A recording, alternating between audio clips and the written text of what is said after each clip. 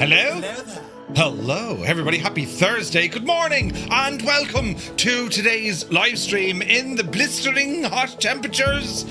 It's currently 27 degrees here in Tipperary. It's about 30 degrees in the man cave and it's to get warmer. Yes. But we're here in the Sovereign. We're going to be doing an early morning flight out of Fort Lauderdale and we're going to head down to Key West. Beautiful scenery along the way and we're using live time. We're using real world weather provided by StrataWx. See how that all behaves. We're going to be flying this with OnAir as we continue to check out all the enhancements that they're bringing to the new companion app, and we'll also have some say intentions provide us with some ATC and traffic to liven up the skies, do you know? So hope you're all keeping terribly well, and whatever the temperature is where you are, today is the hottest day that they're given. Records will be broken, you know, and all that jazz. And it's to get up to kind of 30s-ish today. And we'll see how we go, right? The problem is, as it's like hot outside, that's naturally kind of heating the house. So come this evening, it will be properly hot. But the temperature is to drop. There's rain on the way for Ireland. You'd never guess it, yeah, right? There's rain due, I think, in the morning. Actually, hang on. What time will we have rain at? Let's have a look. So, severe weather warning according to the phone. Oh, Jesus, look, we've no rain at all today. Rain should be coming in at around 10 o'clock tomorrow morning. So we're in for it now, lads. We're in for it.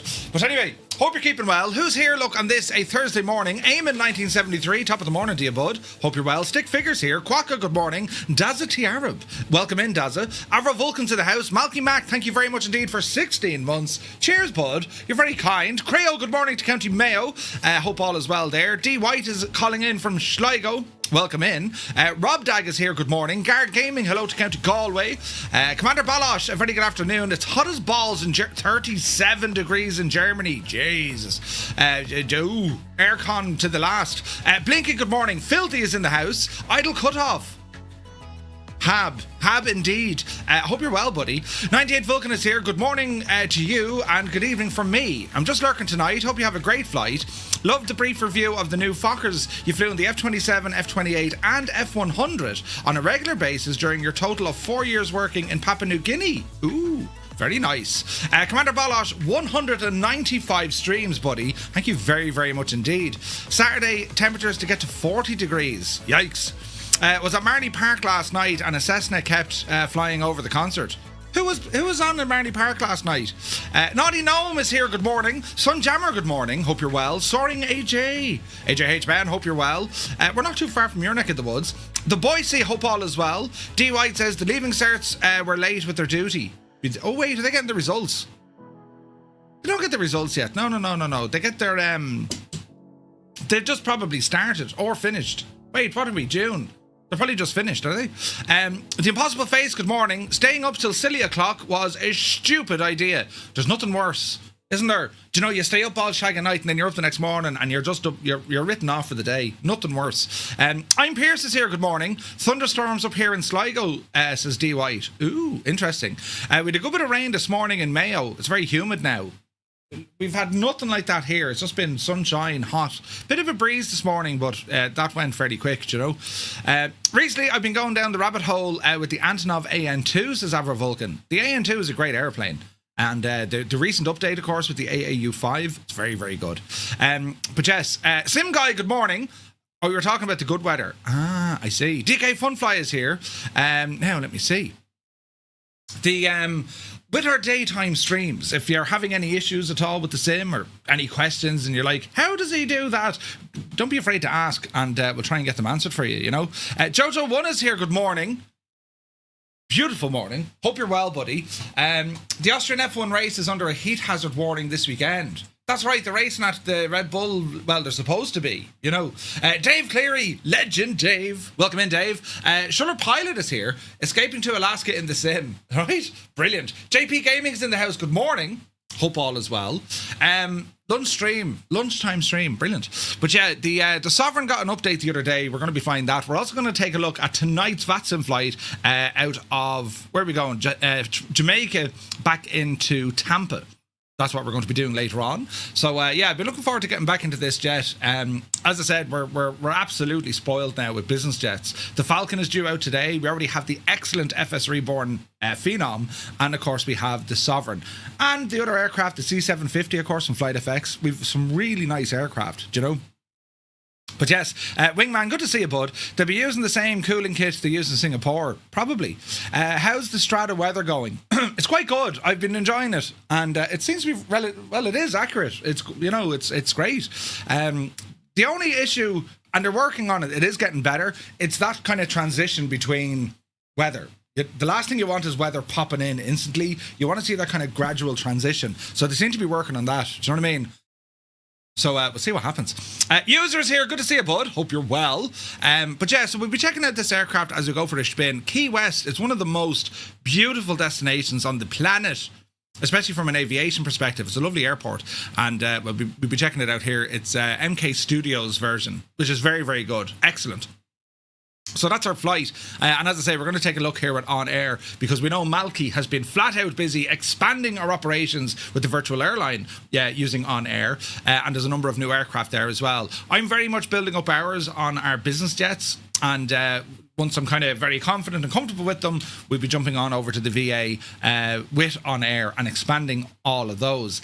Then we want to get into the industry side of it as well. So there's a lot of cool stuff with OnAir at the moment. They've been working on tons of features and enhancements. Even yesterday they had a new hardware update, so everything across the board should be faster. You know what I mean? If my audio sounds a little bit strange this morning, it's just I have the aircon on absolute max because it's ridiculously hot. Like, I started off, it's like when I came down this morning, it was like 29 degrees in here, which is like, oh Jesus, right? So we need to try and see what happens, and we keep an eye on that temperature outside. But sure, listen, fuel is now available here as well. Oh, good man. So we have an FBO, a fixed-based operation at Fort Lauderdale, and Malky has set it up that we can sell fuel. So if you're OnAir and you're flying in to our airport in the global world that we're in, you can buy your fuel from us, and we make maximum profits. That's brilliant. Economy for the win. Toto 2495, a very good morning to you. Hope you are well. And to the missus.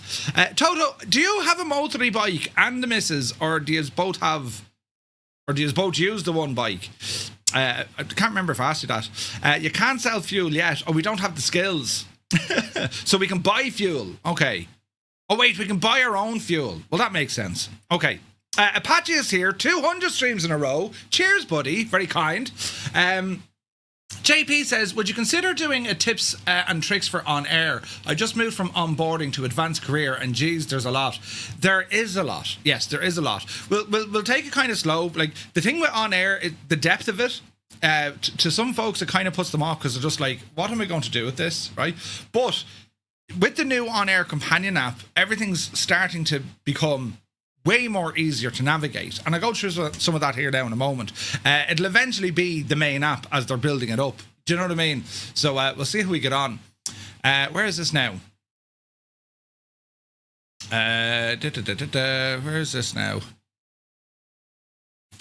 No idea why that is. Loads of fun with technology in the background. You have your own bike, it's safer, right? Yeah, I imagine. Right, we'll jump into it and see what the crack is, will we? Come on. Right, now. So here we are with the Sovereign. As I said, live weather. And, Jesus, I'm going to break my microphone. We're going to see how all this kind of comes into fruition this morning, right? Oz Flight Simmers here. Good morning. Hope you're well. He says, Murph, I've tested. 50-90 will work just fine, even if the sim room is 40 degrees. You Europeans are calling a hot day is cute. Yeah, listen here now, right? I mean, it's like this. You lads are built for this sort of heat. You know, you live in the fancy place of Australia. In Ireland, we're not built for this because the moisture in the air and humidity, the amount of trees that we have and the grass and the cows. Yeah, right. It's just shag off. It's gas, right? When I was in Vegas, that was hot. I was in France, it's hot. I was in Spain, it's hot. I was in New Zealand, it was hot. Ireland always had, and I think the UK is the same, our temperature is just different here. It just feels different. I don't know what it is. It always feels kind of heavy and kind of murky, and do you know what I mean? But yeah, it's for the Australians and like some of the lads in America who have like hot weather, they're just like, look at these muppets. Do you know? But yes, Irish heat it does hit different, DMAC. Very different, yes. It's hot here, helps, says Aviator. You're all right. France is hotter than parts of Africa at the moment. Yeah. Too much moisture in the air. That's what it is. Shane, I'll have to get you over to Ireland on a hot day. It'll happen once over the next 26 years. But on that day, you'll say, oh, yeah, it's pretty hot. And you'll be like, do you know then, feeling not as sorry for us, but, you know, you'll be able to connect to us on a level that would be of understanding, yes, and things. But anyway, let us have a look at our flight plan. There we go. Hello, Navigav. So we're going to start off here at Fort Lauderdale, and it's an IFR flight plan that's going to head us all the way out to Key West. As I said, we're going to be utilising some say intentions with this as well. Can we bring up the old weather? So here's a weather overlay. We got a bit of rain and stuff to the south of us, right? So I want to keep an eye out for that just to see what the crack is going to be. And it seems to be kind of moving northeast. And then it kind of hangs around a little bit over kind of just south of Miami. So we'll keep an eye on it there. So this should be grand. You know, we'd be above any sort of trouble. So let's see what happens yet. The Limbics, good to see you. It's like when New Zealand gets truly hot, it hurts. Yeah, 100%. Hope you're well, buddy. Good to see you. Before I went to bed, there was a fair amount of hair hanging about under the streetlights. Hair? I suspect we might get a bit of thunder over the coming days. Hair? What's hair? Mist. Is it mist? But yes, that is our flight plan. Now, while we're here, we're going to bring up OnAir. This is the new companion app. Now, I've already selected a flight this morning. We're going to be flying out of Fort Lauderdale, and we're heading down to Key West. And what we have here, our Simbury flight is loaded in. Everything's loaded in, which is great to see. And with the new companion app, for anyone who's using OnAir, well, they've made a lot of things easier to kind of follow, right? So you can see we have our menus down here on the left-hand side, right? And from that, we can go into FBOs and whatnot. I'm still waiting for them to get the virtual airline stuff in. They're working on that, and that'll be there soon. But in terms of the general layout and how responsive this is, it's pretty cool, right? If we go into, let me see here now, release notes. Pre-flight enhancement. When an add-on aircraft can't be loaded automatically, a prominent banner now tells you to set its fuel and weight manually. These are all kind of fixes and enhancements that they're bringing to it, and you can see the sheer amount of them. It's every couple of days they come out with a ton of stuff. So they're very, very busy with this, which is great to see. Like, this is great to see. If you go back up here to our dashboard, so this is pulling in from the main OnAir app, so we can see where our reputation is at, the size of our own private fleet. Don't forget, we're utilising this as a virtual airline as well. But we have our own career and we have that of a virtual airline, which is pretty cool, right? Memphiston, 41 months. Cheers, buddy. Thank you very much indeed. Jojo1 says, it's also very hot here. Latest news, all matches in the lower football leagues in Bavaria are cancelled this weekend because it's too hot. Whoa. Malky says, I find the new app harder to read than the old one. I must be getting too old. I think... Put it this way, if you're starting off with OnAir, if we're using the original OnAir app, right, and we can launch both at the same time, they won't worry too much. I think it's this one. No, go back here, Murph. Here we go. This might look for an update now. But, no, I have to say, I'm really liking the companion app because, for me, it's faster. I can just see things a little bit better. What I'd love to see, and I'll talk to them on it, what I'd love to see is maybe, do you know, in the older, in this app, right, you have kind of like massive thumbnails to say, anything to do with an aircraft, I want under this thumbnail. Anything to do with my FBOs or infrastructure, I want there. And then anything over, you know, human resources, pilots, training, you know what I mean? It'd be great if there was like individual kind of thumbnails. Just makes it a little bit easier saying, well, I want to go in here. This is it. Do you know what I mean? It's like, I'll go into the office. I'll go into that office. Or I'll go into this office. So maybe that's something they can add in. This is the current OnAir manager that we can see, right? And it's fairly straightforward. It's if you're used to this, it's as what it was. We'll go on into our virtual airline. We'll go into our Firefly Air one. So we'll let this load up. We'll have a look. Shamrock Minimums, good morning. Hope you're well. Febro is here. Welcome aboard. So we'll have a look in here, and this is where I said Malky is doing a lot of work for Firefly Air. So we'll just let this load in.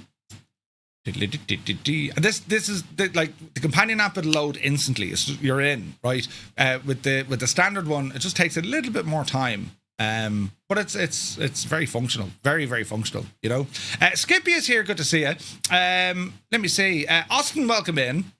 Right, so this is where we're looking at here. So we can say, look, we have 2 aircraft now in our fleet because Malky has been doing tons of stuff. We've loads of cash. Go on, Malky. The company value is worth 22 million. And we can see there's a number of jobs, and we have FBOs. If we click on our FBOs, or fixed-based operations, we can see now that we have one at Fort Lauderdale. We also have one in Westchester County, and of course we have one in Augusta. So looking at it here, we have the ability to buy fuel, right? We have 25,000 gallons of jet A1. We just don't have the ability yet to sell it, right? But to give you an idea, if you were to look at, say, the world, and just right, if you have a look at the world to see, well, who's doing what, where, and how, because the whole thing is alive. The whole infrastructure, if you like, is connected, right? So if we were to look at KFLL, and this is Fort Lauderdale, we'll open this up, and you'll see on the map, this is where we are, and we can also see, well, look, well, what's here? Right, what's actually going on here? So we can see, look, there is a couple of FBOs that are here. So there's a new Firefly FBO. There's another one called Bad Batch. There's another one called RS47. And then there's another one. And you can see the services that are available here. All right. So what this means is there is fuel available. You can buy jet fuel containers. That's interesting. You can see that there are aircraft parking slots at our FBO, and there's sleeping rooms for your crew. And you might be saying, well, why do you need all that?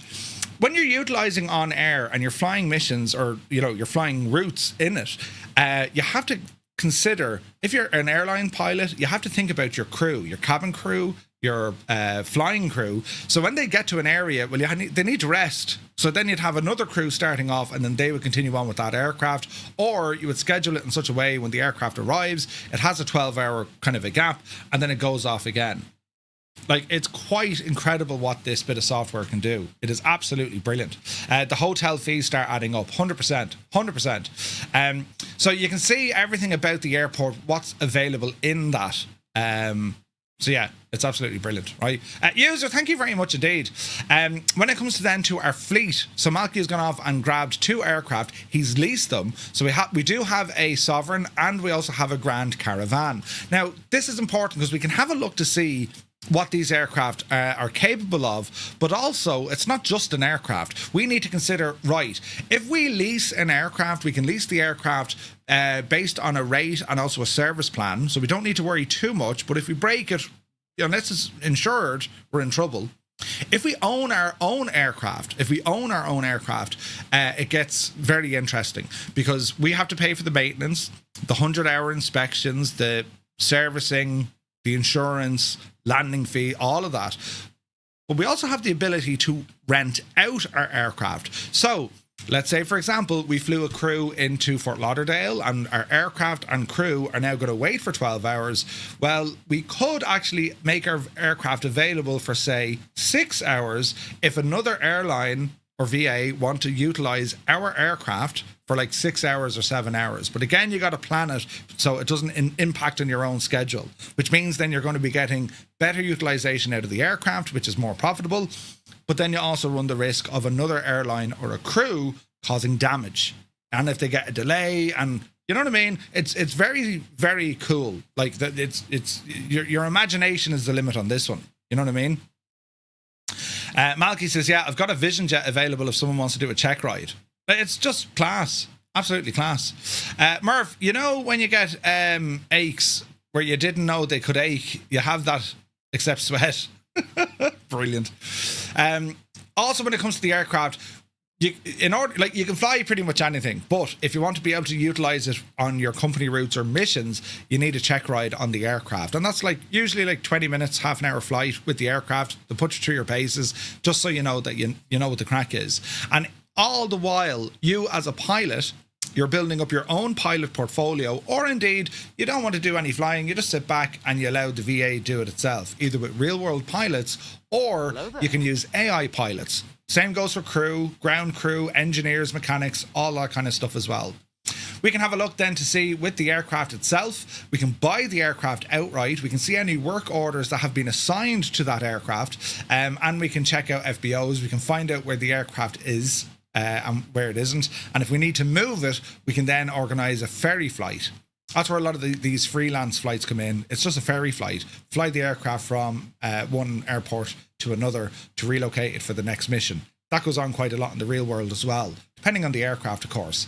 The other stuff that we can see here then, if we have a look at the operations map, this will give us an idea of, well, look, where are we and where's our infrastructure, right? So we have a ton of information on the screen, and we can turn this off because it's showing us all our base camps, and it's showing us kind of small airports, large airports. We don't want to show all base camps, show employees, show airports, show aircraft tracks. So I've now just done this. It's just going to show our fleet. So our Sovereign is up the road here, and the Grand Caravan is kind of down in Georgia, neck of the woods. Now, as your kind of company grows, well, you can have aircraft all over the place, everywhere. Do you know what I mean?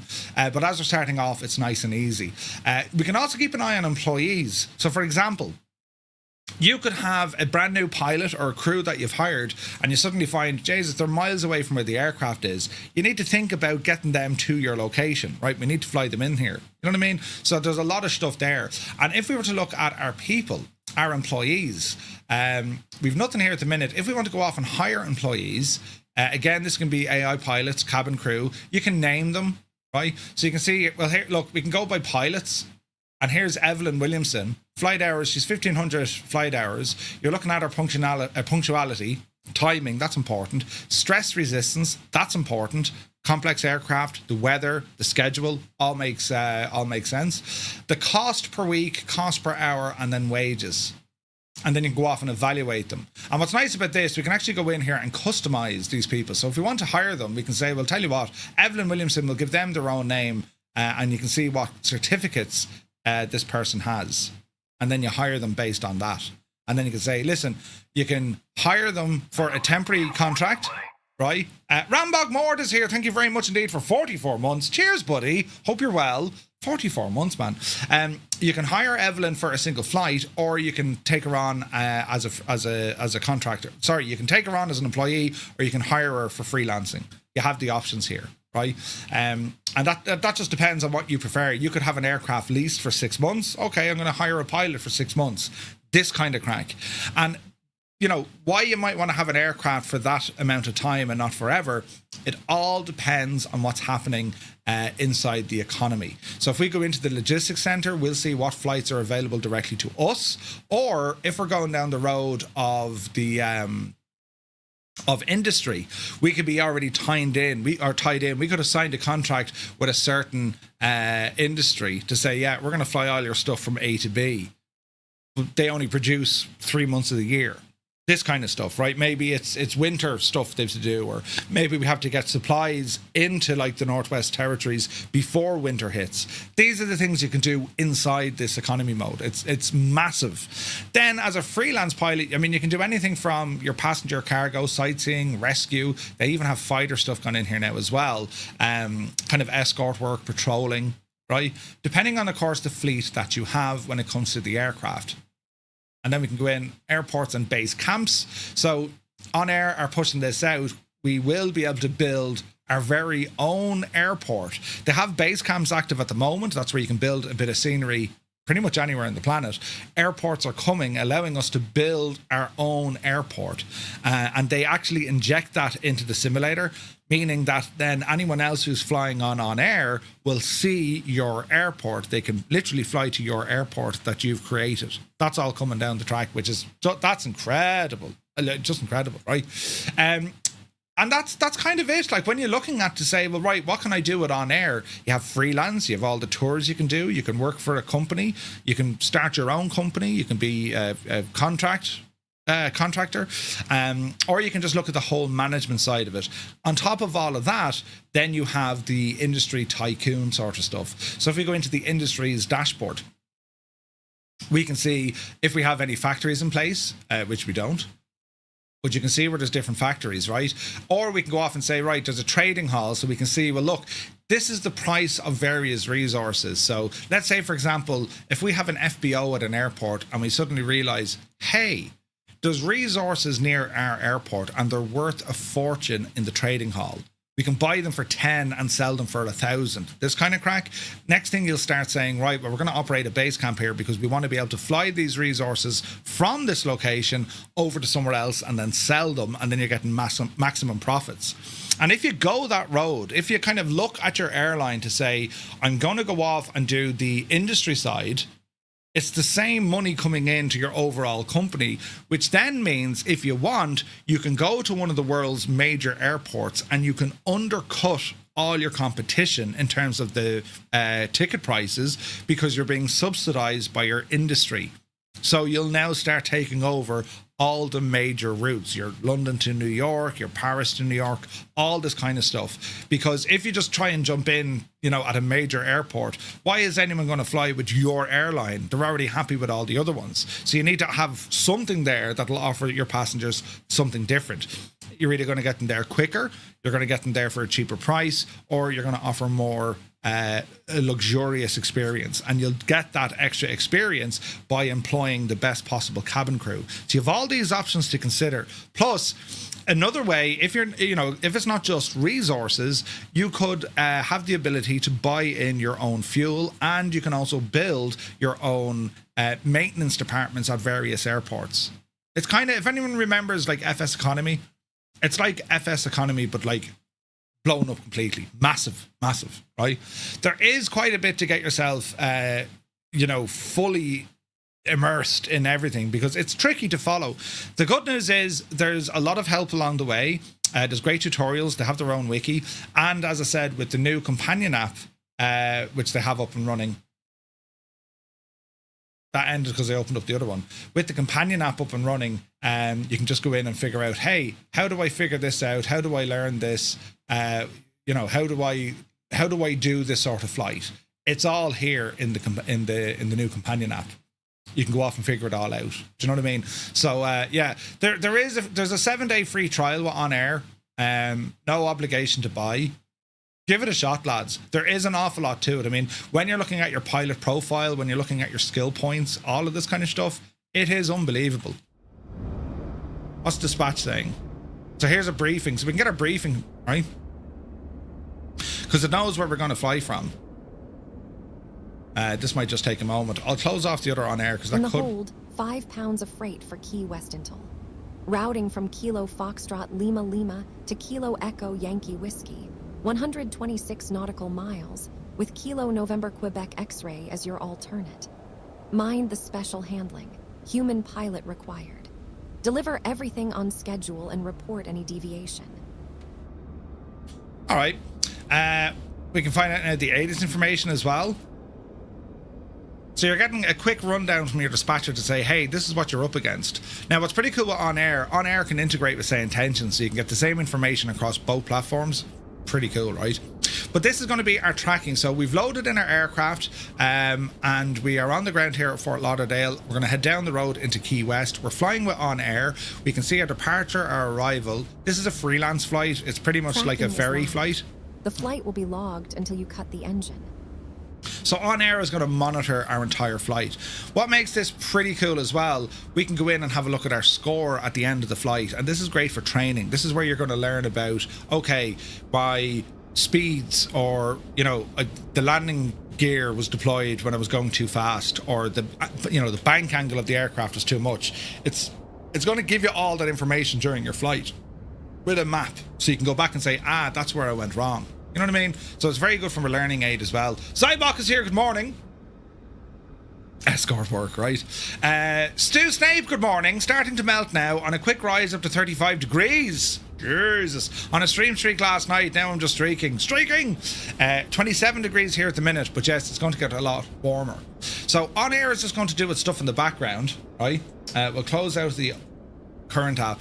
You also have options in here. It's built into the sim, so this is where you can look at your map and you can get additional information here as well. So it's all tied in and it works together, right? I love it. It's absolutely brilliant.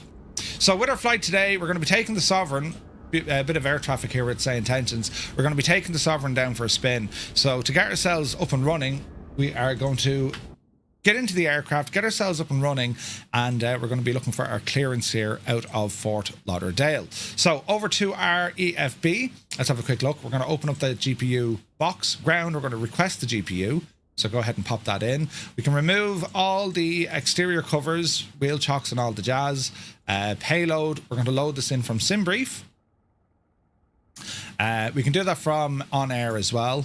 Electrical stuff, that's looking good. Hydraulics, refill hydraulic system. System pressure is off. That'll fill up itself once we turn it on. We're okay for water, and oxygen levels on both sides are okay. We've got plenty of nitrogen there as well. Right, we're going to go to home, and let me see here. Ground power unit is installed. That's perfect. Flight, we can see our flight. We're going to horse it in. It's already there. Weather coming in from SimBrief, so we can fetch that weather here now as well. And we are aware there's going to be rain somewhere south of this, so we'll keep an eye on it. So we can go through all our different sigmets. We can see what the wind is going to be doing, and then if there's any precip there as well. Chart access, it's all have to sign in again. Waiting for authentication. Oh, should this up? Maybe it's because I got an update. Hang on, we take a picture of the gadget with the thing. In there, look. Now let's see what happens. Approve. Hello. And done. Right, give this a moment. Waiting for authentication, and there we go. Charts are now live, so we can look at KFLL, and we can have a look at the airport. And that's where we are here. Right there. All right. So that's the charts loaded in. Checklist, don't worry about those for the moment. Services are grand, and then we'll click on home. That's our route. That's all in. And now we're looking good. We also have a map here as well. So we're going to start off by getting some power into the aircraft. And we're going to start off with our battery. So left battery, right battery. And we'll go ahead and activate the ground power. Okay, while it's doing that, we'll tidy up some things. We're going to arm the emergency lights, get our tail flood, pack safety, and everything else here is looking good. And we're just going to wait for the aircraft to start warming up. In addition to all of that, this is Strata weather, or StrataWx. This is the weather conditions live, and it's going to show us what the weather radar is looking at here as well. If there's going to be any precip, we know there's precip south of our position, so we'll need to watch that. All right. And then if there's any hazards in flight as well, we need to keep an eye on what's happening down there. Now, what else do we want to do? Let's have a look. So, PFD, that's okay. Oxygen, that's okay. Standby power on. Avionics are on. Interior electrics on. And that's our electrical side looking good. We're going to come down here and start getting our aircraft prepped. So, we will, aircraft systems, we'll go summary. That'll show it up here on the right side. Next tab over, we're going to have a look at our charts. Let's have a look at our airport over there. Perfecto. We're going to move this guy back to here, and now we're going to start initializing our flight. So our fuel system test, okay. Payload, we're going to fob sync, and that's all looking good to me. Next up, we're going to now our flight plan. I thought this should just import directly, should it not? How does one do this? Aircraft weather, services flight plan, fetch. I thought this automatically horses it in. Flight plan options. Let's see here now. Flight plan options. Was there not a way we can just... Oh, we import it from the GTC. You import from the GTC. We import... Oh, sorry, my mistake. I forgot what aircraft I was in. We go to services... ACARS, flight plan request. There we go, you big muppet. Request. I forgot all about that, Malcolm. See what happens when you don't fly a plane for like a week? Right, import. Lovely. Now in our flight plan we can see our departure and all the jazz. There's our full flight. Lovely. We're going to come back into our initialization. Takeoff data is going to be next, so we're planning runway 28 left. Before we go, we better tune into the ATIS and find out what's happening. Arriving and departing runways 10 left, 10 right. Wind calm. Visibility 10. Sky clear. Now they're giving us the Temperature 10s. 26. dew point 23. Altimeter 3003. Density altitude 1200 feet. Advise on course heading, altitude, and if flight following is requested. Read back all runway and hold short instructions. 10 right. Advise on initial contact. You have information hotel. Information hotel. Fort Lauderdale. Alright, we'll call up clearance and let's see what happens. Now, I have put on sim brief, so let's refresh that, because it looks as if the weather has changed. Edit the flight. And we're going to say 10 right. Generate.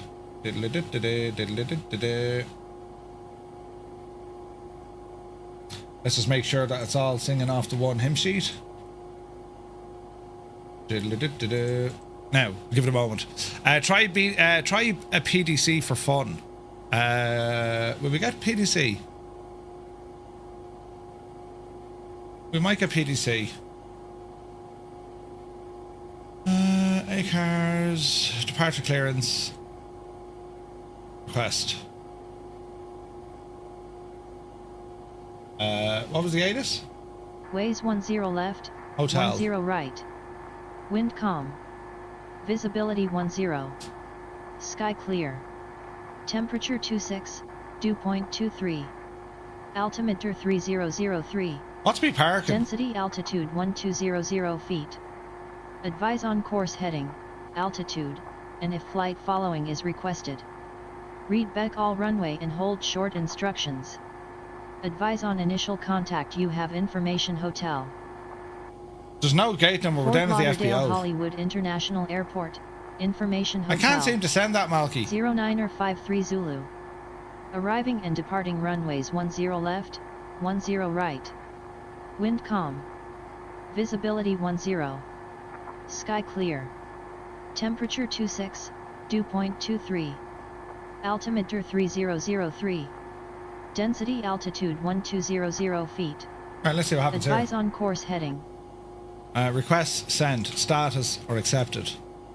Right, give that a minute and see what happens, will we? While we're waiting. So it's going to be runway 10, right?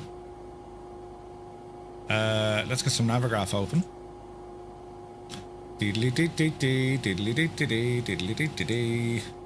Import a flight from SimBrief. And we shall horse you in. There. Bing bong! Runway 10. There's no star out of here, so this will be interesting. They shall be vectoring us. Accepted or no accepted? Status. Cleared to Key West on the Maynard 3 departure. Maintain 9000. Departure on 118.1. Squawk 5666. Expect runway 10 right. Now, not very fancy, isn't it? So, let's put in our squawk machine. So we're going to say, what are we? 5666. Enter. And it's set to auto. Departure is going to be on 118.1.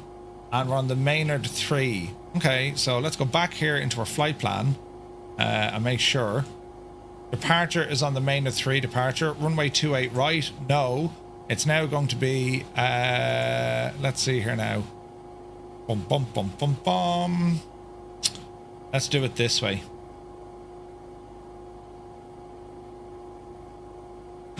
Request this guy again, because we've changed the runway, yeah? So it's runway 10, so that's all looking good. We're going to accept that. Accepting this clearance will cause the prior accepted clearance to be deleted. Okay, so we've accepted that. 9,000 is what we want to aim for first. We can go ahead and horse in 9,000. And what else do you want to do here? Flight directors can come on both sides. All right, that's pretty cool. What else do you want to do here now? So VNav. That's all looking good. That's all looking good. Back into utilities, initialization, takeoff data, weather. Okay. That's grand. Runway is going to be 10 right. Takeoff configuration, flaps 2. Takeoff data, We're going to check our flaps here now in a moment. We'll do our tests here now as well. So stall warning is coming in. Now while we're waiting, passengers, let us say they have been boarded. Aircraft is already loaded. So we'll go back here to services. We're going to go access. We're going to close that door. Might need to tweak the transition alt levels in VNAV for the US. Yeah. Sure, no, I'll do it manually. Like 18,000 is going to be fine. Should be grand, you know. Okay, stall. Engine fire next. Left engine fire. Right engine fire. Get auxiliary hydraulics turned on here as well. Secondary trim don't need. And the starts are all off. Right engine fire. APU master switch coming on. We'll be firing this APU up here now in a moment. Smoke detection test is next. Baggage fire. Baggage fire. Baggage fire. That's all good. Next up, we're going to go to our annunciator panel test.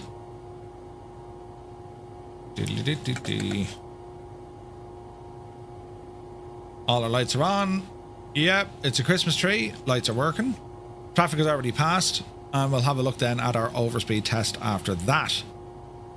Gear currently down. ELT is armed. Everything over here is fine. Overspeed test. All looking good. And then we'll do our HF test here now as well. So this is all about just getting the aircraft up and running, so, you know, she'll do what she needs to do.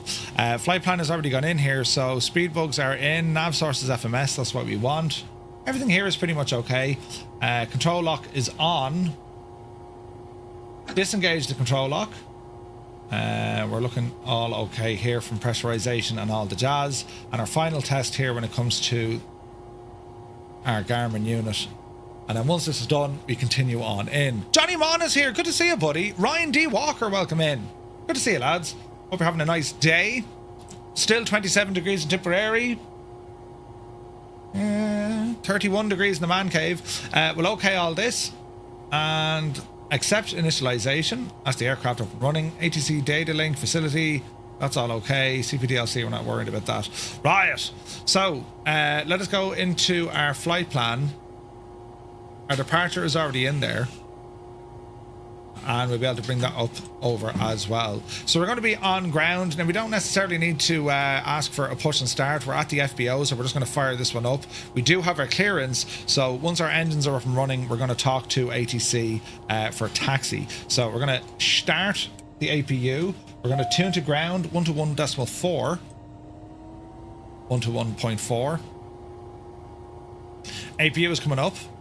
And as we're looking around the airfield, we got a couple of aircraft with us. I'm also using traffic from Say Intentions. That's going to give us a nice bit of traffic along the way with the traffic injection. So we should be good. 23 up and down. Jesus, Ryan. Okay, so that APU is making all sorts of noises. The bus ties have opened. APU bleed valve is closed. We'll go ahead and open you. And we'll start cooling down the aircraft. Hydraulic auxiliary pump is on. That's all looking good to me. And that's all looking good to me. Right, okay, at this stage we're going to disconnect from the ground power. And we are going to close the GPU. And we're going to remove the ground power unit. Lovely. Now there's cones there. How do we... Why are there cones there? Interesting. Right, we're going to go for a start in this machine here. So we'll go with engine 2. Flight controls, parking brake, speed brake, all that is looking good. I'm going to go for a start using our FADEC. Right hand side coming to life. Ignition system's running.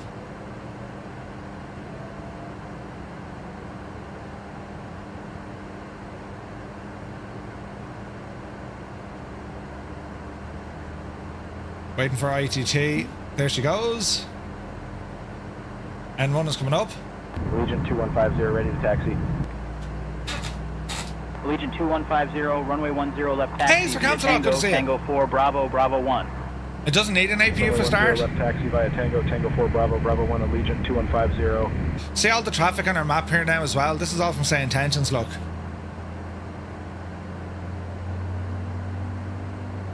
Alright, N1 coming up.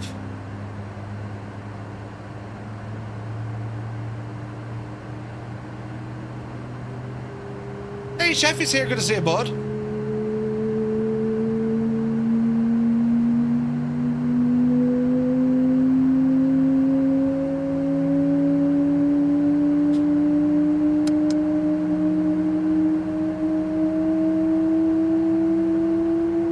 Great sounds in this, isn't there?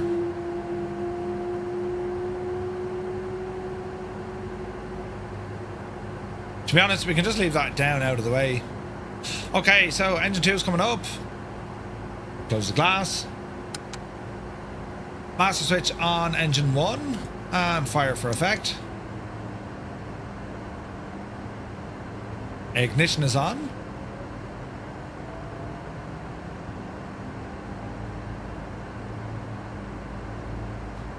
Looking good. Now we're in hectopascals. We need to bring this over to Americanized stuff. Let's see here now.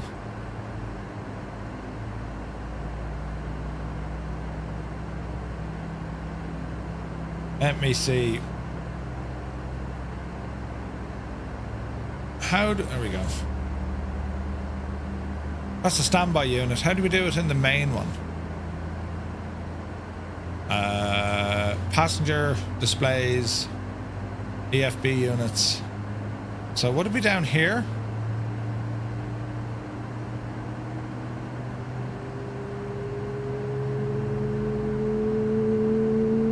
JetBlue 1480 doors closed, ready for push and start. JetBlue 1480, push approved, expect taxi shortly. There we go. Roger. Pushback approved. JetBlue 1480. Hey, Dan is here. Good to see you. Right, why is the parking brake failing?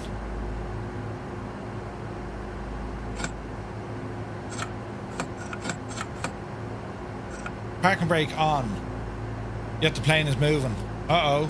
Is there a bug or are we out of friggin' gadgets? Get that auxiliary pump back on. See that?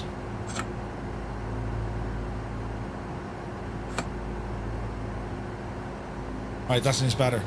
Toe brakes, yeah, no, I had them pressed. Very strange. Right, let's have a look. Turn these guys off, that's all fine. Hydraulic auxiliary pump. Maybe we didn't have enough hydraulics in the system. That's interesting. Bleeds coming off, APU coming off. Engines are up and running, I'm happy enough with that. And let's get some lights on here as well. So we've got a Rico, taxi lights turned on, seatbelts are already on. And we'll talk to some ATC now to get some taxiing. So we're on ground 121.4. Ground, good morning, Firefly 235. November 235 Romeo Mike. Looking for taxi.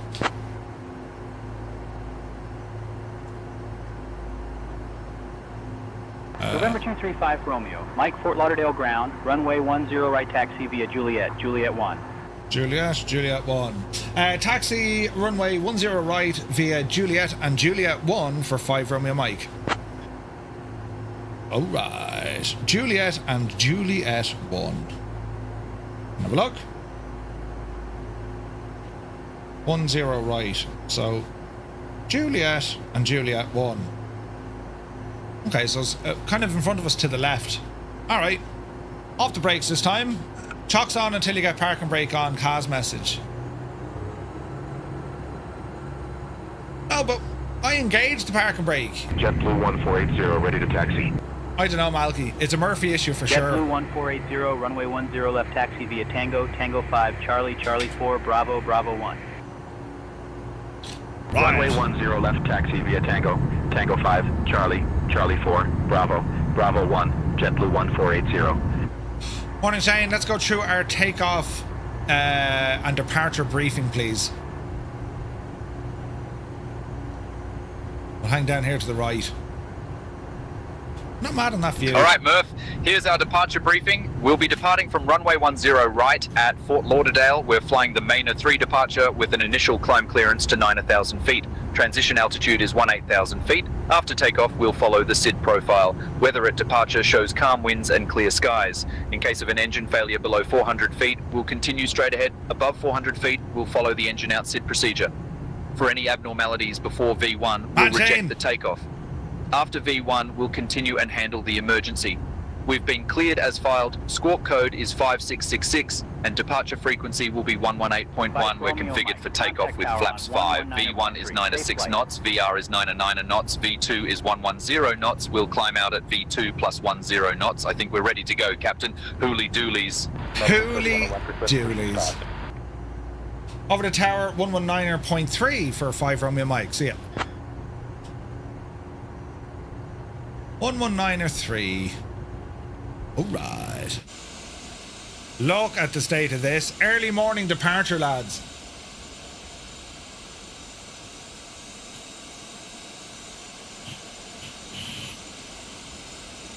Isn't that friggin' gorgeous? He sounds Australian, but those who speak Australian think Australian.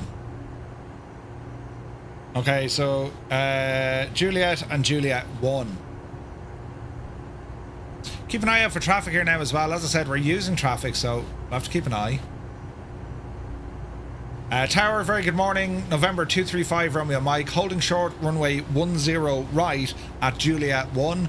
We are ready for departure.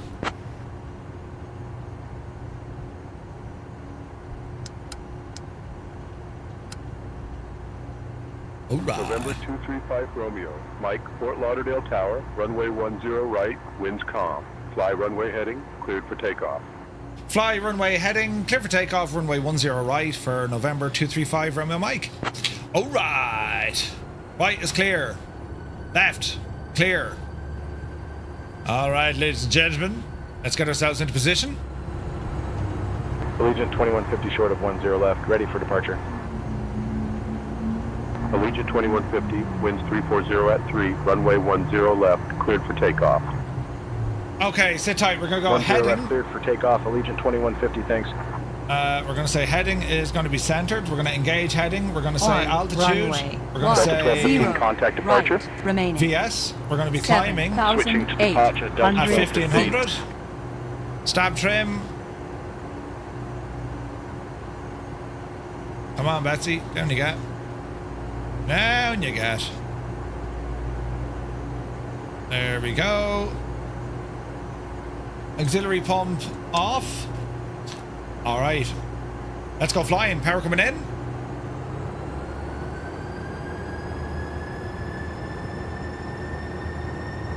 Tow get engaged. Let's go flying. This is say intentions Vex, yeah. Takeoff power set. Airspeed alive. We are airborne. Takeoff time captured.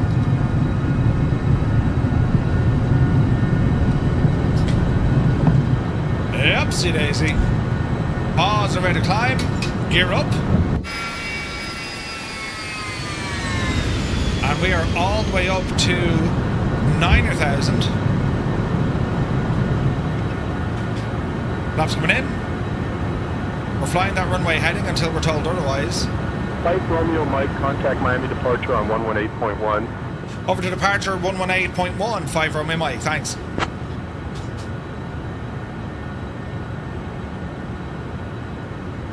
Departure 5 Romeo Mike is passing 3,000 for 9,000 on a 99 heading. November 235 Romeo, Mike, Miami departure, radar contact, climb and maintain 12,000, maintain present heading, direct Calypso when able, then continue on course. Climb, maintain 120,000, 12,000, maintain present heading, then direct to Calypso when able, and then on course for 5 Romeo Mike. 12,000. Auto throttle. Speed.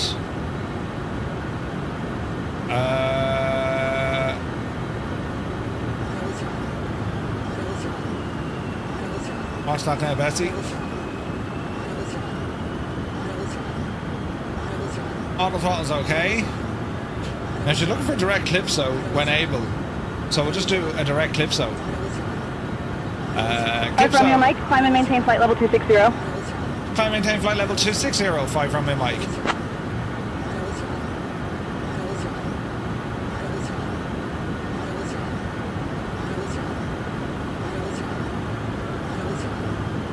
departure Allegiant 2150 2000 to 4000. Alright, so far so good. Up to Allegiant 260. 2150, Miami departure, climb and maintain 12000. 12000 Allegiant 2150. Why are you giving out about me auto throttle?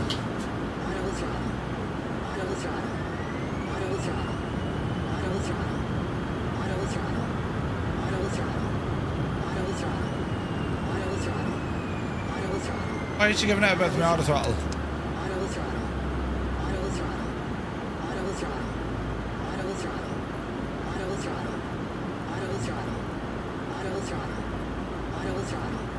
She's giving out. How do we get rid of that?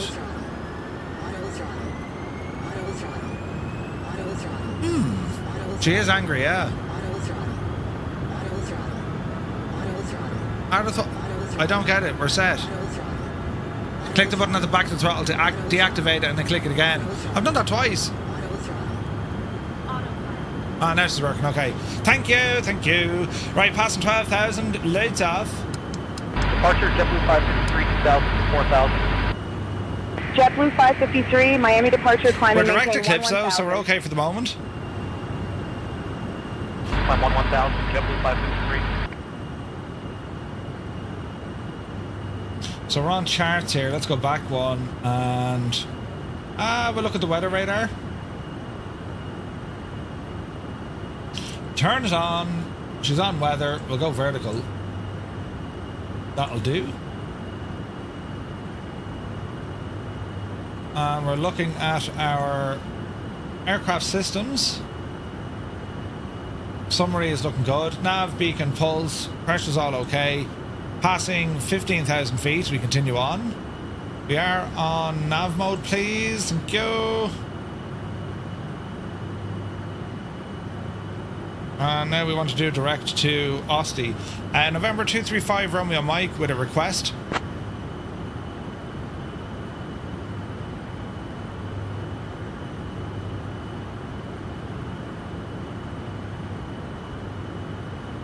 Maui 881, contact Miami Center on 135.6. Hi, Romeo Mike, say request.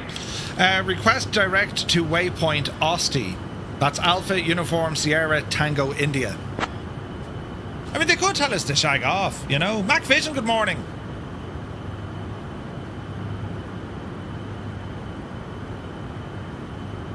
One through 5.6 W Maui 881. Thanks for the help.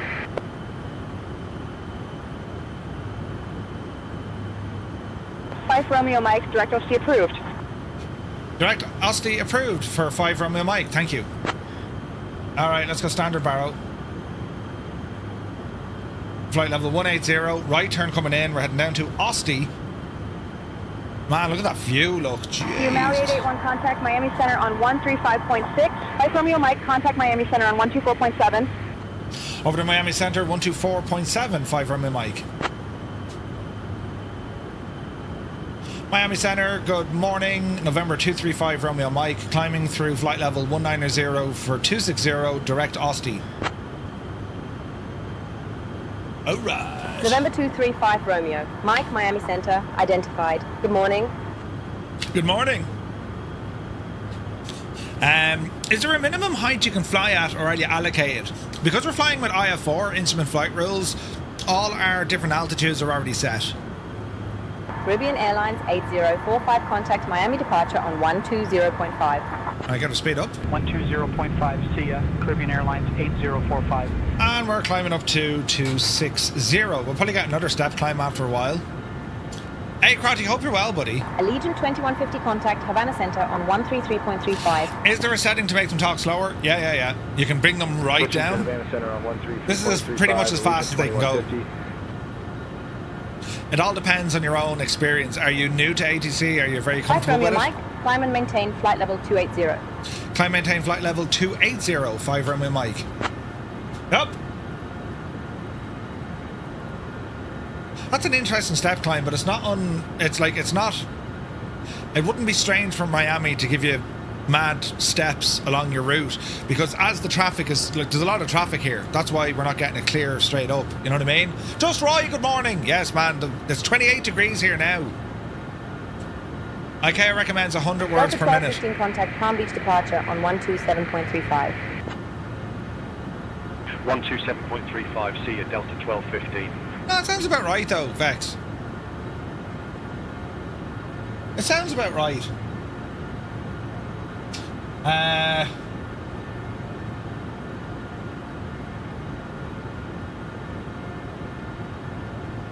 Where is this now? If I wanted to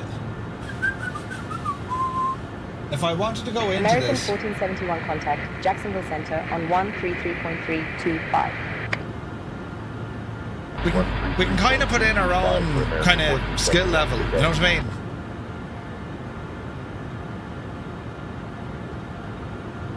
American I'm just looking 2894 for it. contact, Jacksonville Center on 132.825. Over to Jacksonville Center on 132.825, American 2894. There's a button for it here somewhere.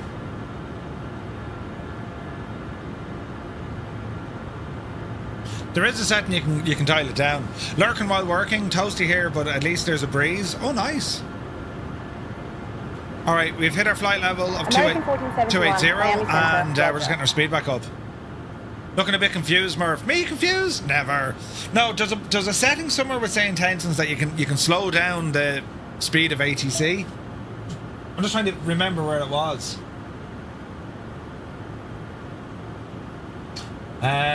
It's over here somewhere. Let's see.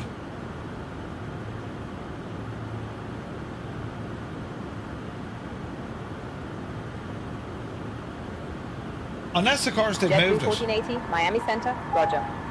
Beep beep. Who's beeping me? ACAR's message. Hello? Departure clearance. JetBlue 1480 contact, Miami departure on Gate assignment at Key 119.45. West. Terminal 1, Gate 1, subject to change. Departure Alright. 119.45, JetBlue 1480. Let's see here now. So, sometimes ATC will assign runways, handoffs, comms, sequencing, vectoring, ACARs. I need to talk to them on that. There was a way you American can. 2799 contact, Miami departure on 125.5. There was a way you can slow it right down. 125.5, American 2799.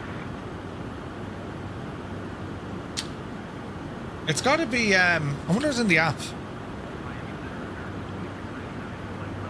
Primary server, yes. I'll ask them the question. It's actually a great question. There used to be a distinct student mode, which I think it's gone now. Yeah, let me feed that back to the lads. Hang on. Bada bada bada bam. Bada bada bada ba. Switching to Jacksonville Center on 133.325, American 2799.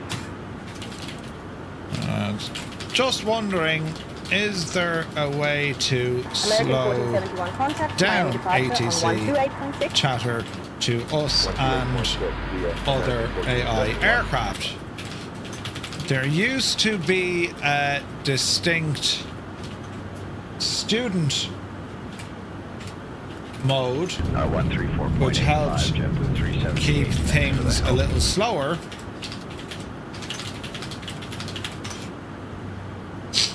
Now, wait till you see. Contact Miami Center on You, 135.6. it's now what? It's 12 o'clock. Most of that team are asleep. I guarantee you by this evening, if it's not implemented, it'll be on their plan to implement it. I guarantee it. They're so fast with, to jump it in, you know? American 2894, Miami Center. I wonder Roger. is in the SA radio stuff. Like, they are so fast. Miami Center, American 1526, 3000. American 1526, Miami Center. Good morning. Yeah, the only thing I can see is like bypass AI speech recognition or strict readback enforcement. So yeah, there's something there. 2894. Contact Jacksonville Center on 134.85. Yeah, no, I think the communication from ATC to me is fine. It's listen to the AI pilots. You know, Roy says, I did 2 flights to say intentions. Unfortunately, both flights turned out as a fiasco. Wrong ATIS, wrong runway. Audio that switched from humanoid. Audio slowed down. So 1 word per 5 seconds. Roy, you're going to have to go. See that weather popping in? Strata, they need to fix that. Roy, you need to go into your pilot portal settings. That's why you're having issues. So if you're getting different runways versus what SimBrief has assigned, if you go into your pilot portal and you go to your realism options, this is where you can lock runway assignments to SimBrief, and you can have this strict runway enforcement. Right? The ATIS information, where it's grabbing it from, it depends on what weather you're using. Because they'll always base it on real world weather. They used to use Active Sky some years ago, but it's the issues you might be having, Roy, it's purely from your settings. So go in and have a look at your settings in your pilot portal. This is where you can actually lock things to SimBrief. Sometimes that's handy, but really, airports change runways all the time depending on the weather. Know what I mean? Plus, there's also TF4s that work with say intentions as well. Like, there's a lot of cool stuff in this. So we can open up our map here, look. Let's see here now. These are all the aircraft it's currently scheduling. I have the AI traffic turned up to 7, which is quite high. You can go to 11. But all these purple aircraft, I'll show you through the app. American 2894, Miami Center, roger. If we look at the live map, these are all the aircraft it's currently controlling. And there could be real world players in with that as well. You know what I mean? Switching to Jacksonville Center on 133.325, American 2155. Ooh. Ooh. New things and stuff, look. But anyway, I'll get into that later. But like, you can see what all these guys are doing. That's the new thing I've yet to see, yeah. Ooh. It's cool, isn't it? Say intentions assigned the correct runway, but after asked for clearance, they assigned the opposite runway. Clearance assigned 25. You're going back to check pilot portal. Do a reset to default. Yeah, so just check that setting. There's a good chance that say intentions was the same data as SimBrief when you filed it, but then they changed it. You know what I mean? Who's she talking to now? Is that for me? Oh. See ya.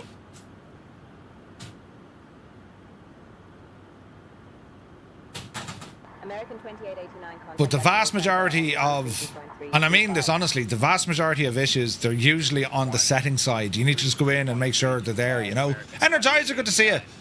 Can it be 30 degrees yet? It's for your heli. What's out on the 30th? What's out, Energizer? Did Tails give us a release date? I need that machine in my life. Oh, they did, hang on. The trailer for the Dauphin is live. Years of development. We're thrilled to give you the first look.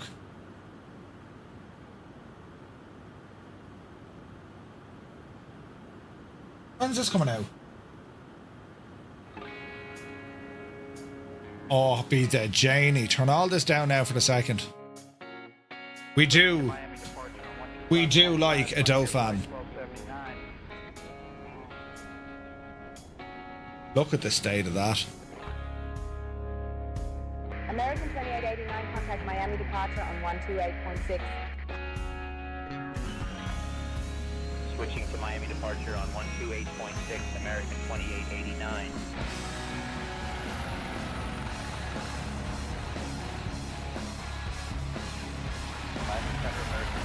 Oh, it's pretty.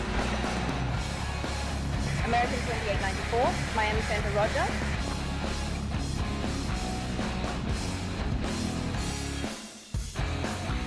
Five Romeo Mike, descend via Fantasy 1 to 3000 into Key West, altimeter 3003. Hang on, I need to talk to Say Intentions. Descend via the Fantasy 1 down to 3,000 feet into Key West, altimeter 3003, 5 Romeo Mike. We'll go back to that video here now in a second. Jesus! Pause that for a second as we continue to fly. This is multitasking like an absolute mad joke. Contact Jacksonville Center on 133.325. Right, down to 8,000. 1480, thanks. That'll do her. Avoid 3813 contact. Miami departure on 125.5. Easy now. Easy Miami now. departure on 125.5, Envoy 3813.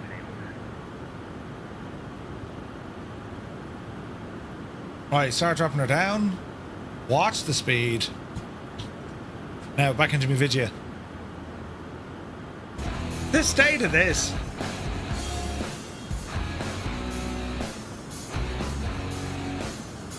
Very much looking forward to this chopper, lads.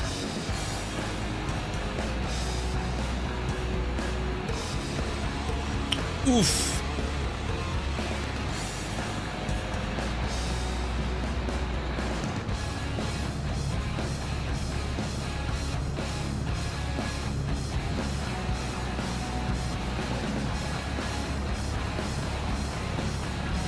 One, please.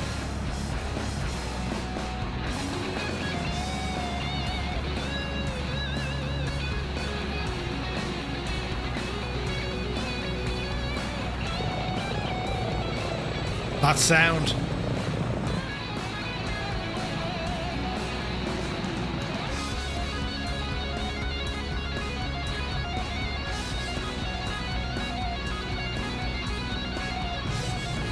Oh, this is going to be such a great machine. These guys just make the best helicopters. The state of that. June 30th.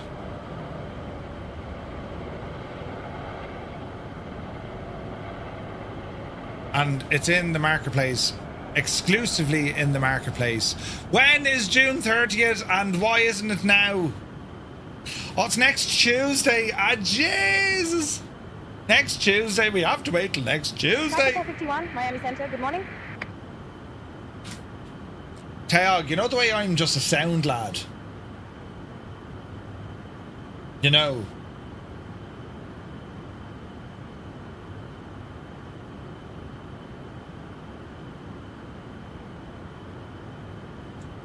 How do we, please, sir, please. Back to me knitting, brilliant. 128.2C, attack 451. Do we need to, yeah, hang on now. I'll drop my little DM. All you can say is shag off.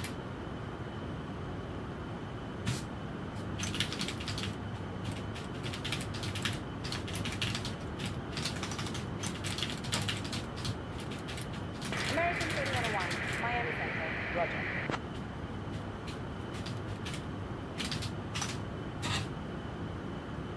Please, please. So you have to buy the helicopter in real life. Talk nice to him, Murph. Yeah, I don't think I'll get it now. Mudley is here. Good to see you, bud. Hope you're well. Now, let's have a look at this. Because I've duplicate videos, and I don't know why.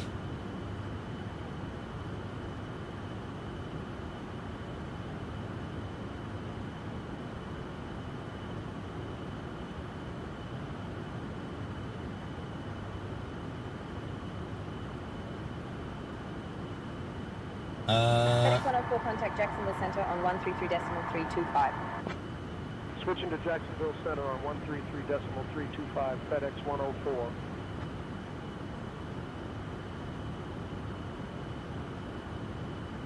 Alright, I think that's good. FedEx 104, Miami Center. Let's find out and see what happens, lads. That's all we can do. What are my cautions here? Speed brake is out. Speed brake in. Yellow cautions. It's grand. It's grand. Down to 3,000. That's what we were given.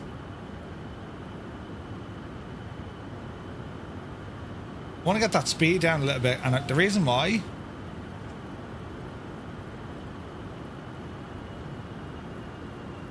we're very high.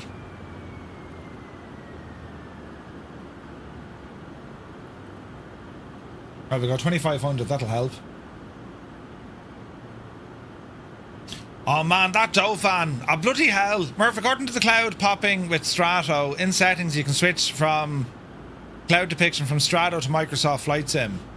Hang on. So, settings, transition cinematic, Cloud depiction injects real winds aloft plus clouds for full accuracy and control. I like using their clouds for the minute to see what it's all about, and the transition is already set to cinematic. It's not great. It really isn't great. We'll try smooth. 40 to 60 seconds, or cinematic is 90 to 120. We'll try that. Thanks, Roy. We'll have a go. Roy, how have you been liking it? You having fun with it? Can we just send a little bit faster? 5 Romeo Mike. Contact Navy Key West approach on 124.025. Key West approach. Over to Key West approach, 124.025. 5 Romeo Mike. See ya.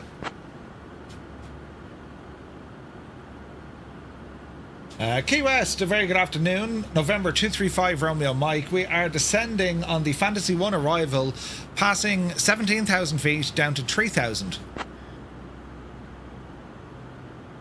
You're loving the app? Nice.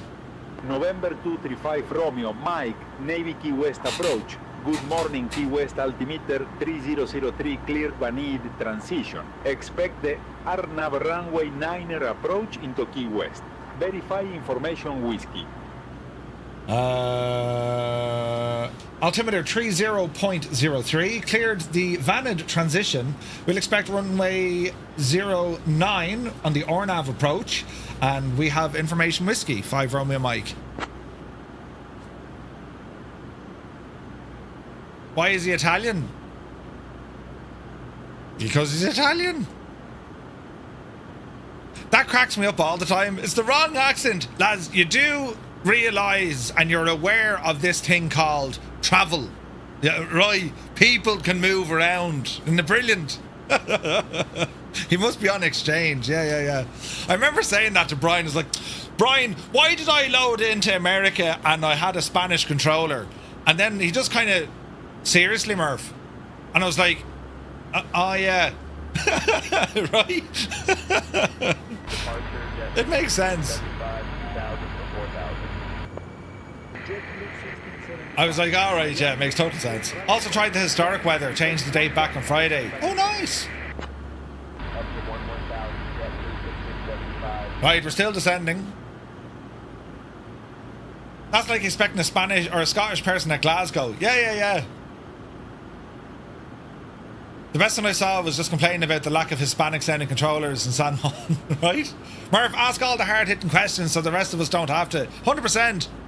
Come here, Shane. Let's go through our arrival briefing. This lad is going to sound so smart. Hooly doolies. Wait for him. Alright, Murph, here's our arrival briefing. We'll be arriving at Key West on runway 09er using the RNAV approach. We're flying the Fantasy 1 arrival with the Vanid transition. Transition level is 18,000 feet. After the star, we'll intercept the RNAV to runway 09er. Weather at arrival shows winds 130 at 7 knots, scattered clouds at 2,700 feet, no significant weather expected.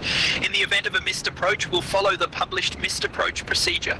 Squawk code remains 5666 and approach frequency will be 124.025. We'll configure for landing with flaps full. Final approach speed will be 100 knots. Once on the ground, we'll be taxiing to Terminal 1K5. I think we're ready for the arrival, Captain. Hooly doolies. Thanks, Shane. Hooly doolies. Right, I need to turn off a setting. Right. Sorry, Shane, can you repeat that? I want the arrival briefing, please. I'm using, say, our SI radio. It's work in progress. Alright, Murph, here's our arrival briefing. We'll be arriving at Key West on runway 09er using the RNAV approach. We're flying the Fantasy 1 arrival with the Vanid transition. Transition level is 18,000 feet. After the star, we'll intercept the RNAV to runway 09er. Weather at arrival shows winds 130 at 7 knots, scattered clouds at 2,700 feet, no significant weather expected. In the event of a missed approach, we'll follow the published missed approach procedure. Squawk code remains 5666 and approach frequency will be 124.025. We'll configure for landing with flaps full. Final approach speed will be 100 knots. Once on the ground, we'll be taxiing to Terminal 1 Gate 1. I think we're ready for the arrival, Captain. Hooly doolies. Hooly doolies. So yeah, so SI Radio, it's available to partners. They're still working on it. It has so many awesome features, but as Brian will say, it's liable to kind of throw a bit of an issue every now and again. So again, it goes back to user settings. If it's doing something weird, turn it off. You know what I mean? That's why it sounded like poor El Shane was sitting on himself, gradually getting worse. Right? But it's working better now. Just need to be aware these things can happen.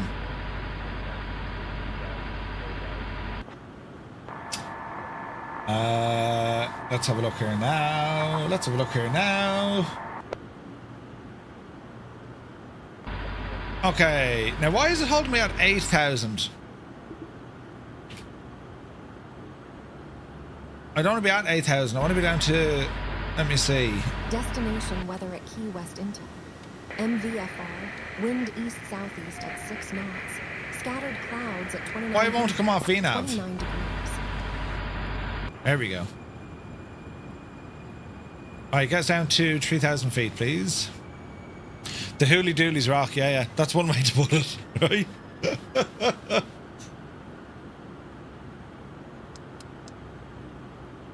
Alright. Oh, it's all about, that was on air giving us the 80s, by the way. But yeah, like if you have issues with any of the newer features, just if they show you an issue, just turn it off. You know, they'll tell you straight, like they'll say, yeah, look, we're still testing it, we're still working on it. And like where SI radio is now, it's leaps and bounds more developed than when we were last playing with it, you know? Alric, thank you very much indeed. Right, so we are descending. We're expecting runway 9er on the Fantasy 1 arrival.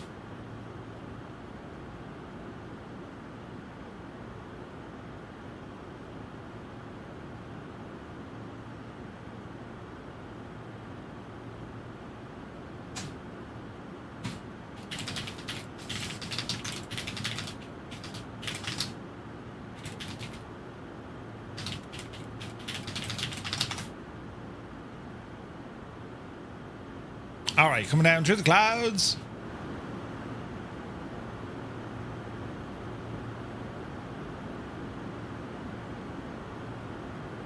Easy now.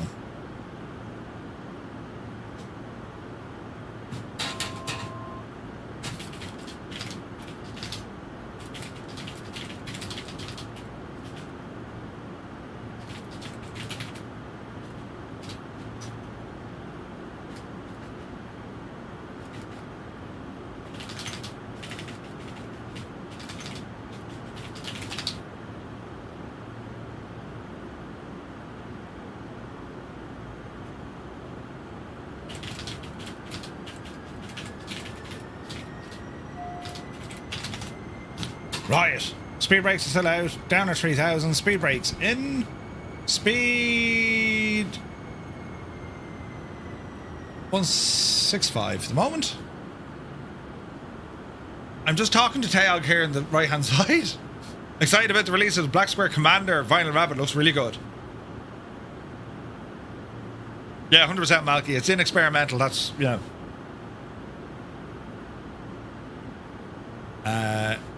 Yeah. We know about the Irish Air Corps one. It's class looking, man. Class.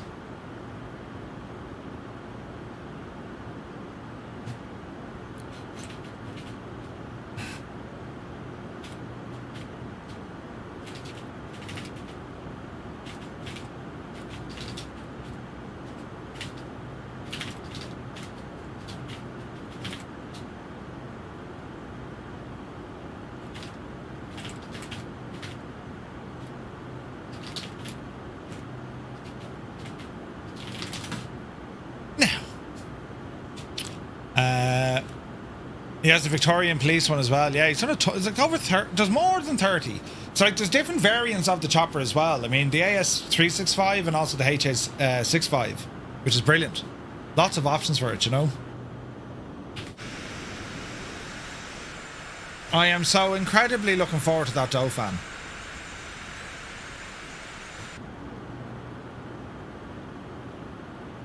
So we're just rambling in here on the Fantasy 1 arrival.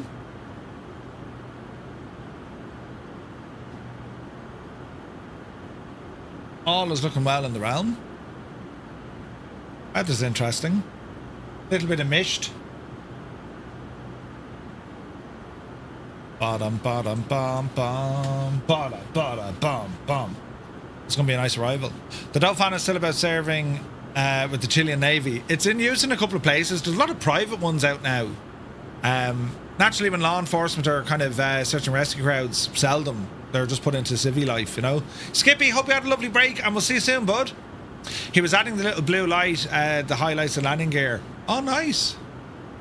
The Irish Air Corps one that delivery is based on. Yeah, 246.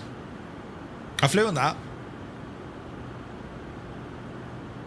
Dauphins were just, oh man, they were gorgeous. Absolutely gorgeous. Considerable time has been spent in Dauphins over the years.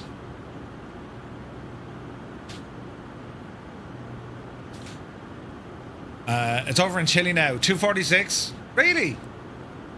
245 went down in friggin' Rosslare. Or not Rosslare, sorry, in Tremor. That was very sad. 246 is in Chile. That's mad. They're great aircraft. They can fly in pretty much anything. Do you know? You were asking why it held you at 8,000. That was a charter constraint. Yeah, and I saw that ATC cleared me down to 3,000. Or via the arrival. So, you know, the heli looks like a lot of fun. Really cool looking chopper, Linny. Retractable landing gear. They did have a skid variant of it as well. And skis can be put on it as well.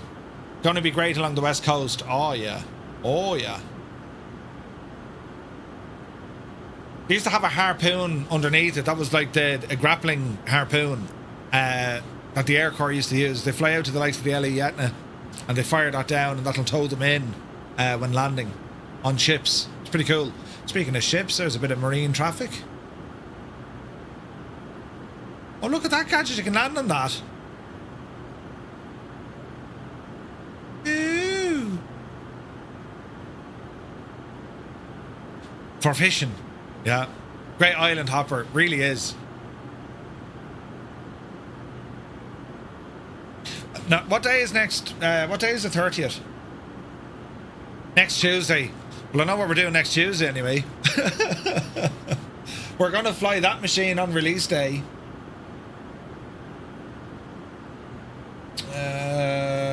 Where's my plan for next week? Edit.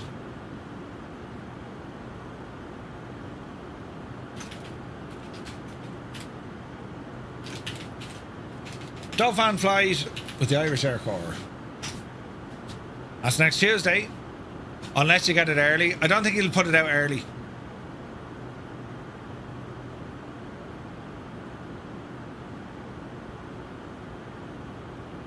I don't think he'll put it out early. A2A's new RG will be a steam gauge version based on the A2A aircraft. Yeah. I'm looking forward to an update from Scott on that. That looks class. The Legacy. Great machine.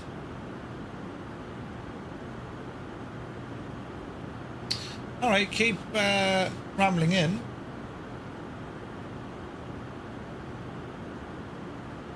Three 003, so we're on the right altimeter.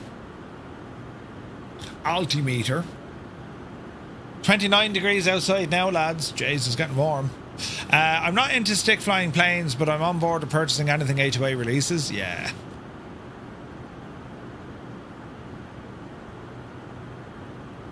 There's a bit of learning with the Sovereign. Murph, when begging doesn't work, switch to bribery. Yeah. No, I'm not worried. Some developers are okay with pre-release content creators doing stuff. Others aren't. I get it. I totally get it. And to be honest, if Teog said, well, I wouldn't treat it... if you gave it to me now, I wouldn't be like, you know, right, we're immediately going to fly it. It'll be sit down with the thing and learn it. Do you know what I mean? Probably can't say Murph, but when the Commander comes out, any plans to have Nick on again? Yeah, 100% Energizer. 100%. Can he even give a preview version if it's tied to the marketplace? Technically he can, but like he's giving you a beta build. You know what I mean? So he has a build, whatever build he's submitted, that's the one now that goes to the marketplace, and he'll continue on with his own builds for updates and bug fixing and all this kind of stuff. Like his beta test team have a build of the aircraft, but it's marked as beta. So it's just easier and cleaner, you know what I mean? I know with Raul had to build me the same copy that was going to be on the marketplace for me to showcase it, because the one he was using was 2 or 3 versions ahead of it. It's like, it's not that straightforward, you know? I guess the commander is complete. Yeah, I'd say so. I'm looking forward to the Aero Commander. You know? Bit of cloud here.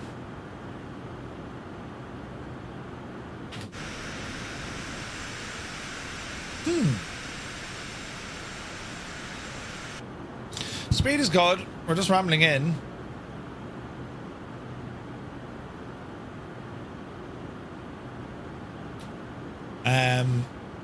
But yeah, man, I'm so excited for that Dauphin.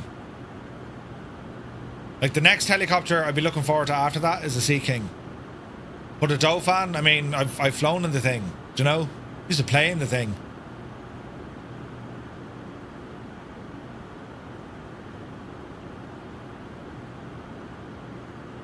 Carried off Table Mountain in it.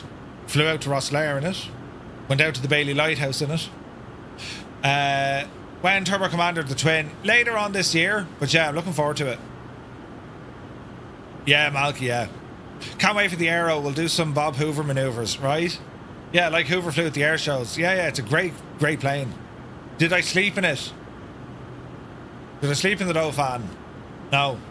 Fell asleep in another bit, alright. How that happened, I don't know. But sure, that's what happens when you go out and play soldiers. Really enjoying the BO-105. Oh, the Limbics, that's so cool, yeah. It is Vinyl Rabbit, yeah. Black Square are also working on an Aero Commander. And a King Air. And other stuff. The Dauphin, so the Air Corps used it for ministerial air transport, search and rescue, air ambulance. 5 Romeo Mike, descend and maintain 1,500 feet until established cleared for the RNAV runway 09er approach via Vanity. Roger, descend and maintain 1,500 feet until established, cleared for the RNAV runway 09 approach via Vanity for 5 Romeo Mike.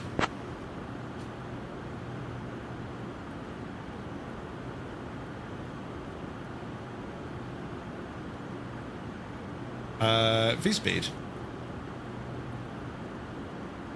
1,000 feet a minute.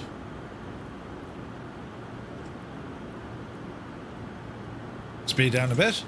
Say intentions, yes indeed. So, are there any Dauphins now in any museum? There's one in, there's one still in Val, at the VIP terminal, I think, or in the museum. There's one in Collins's, I think. I think there's one up in Bangor.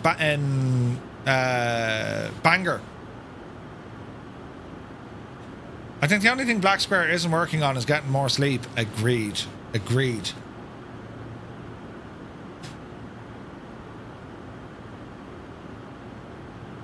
But yeah, like that Dauphin, like look at the cut of it, man. Irish Air Corps colours. Look at that.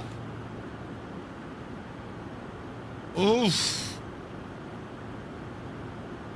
They used to have these fancy blue seats when I was doing ministerial air transport.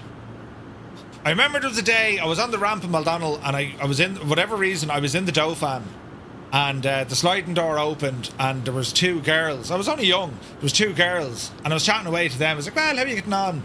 And then their mother came over and it was Mary McAleese. I was like, right, I'm somewhere I shouldn't be. They were like, who are you? And I was like, ooh. You know.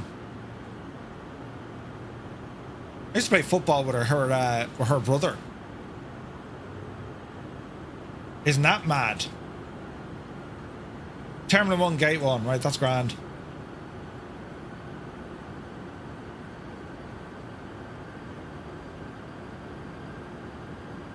Landing profile. Where do we do this now?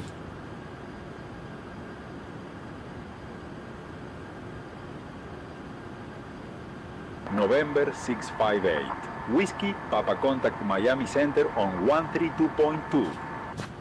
Interesting. 132.2 for November 658, Whiskey Papa. That wasn't for me at all. Right, let me see. We turned before Vantage, that's okay. Approach? But I can't do approach.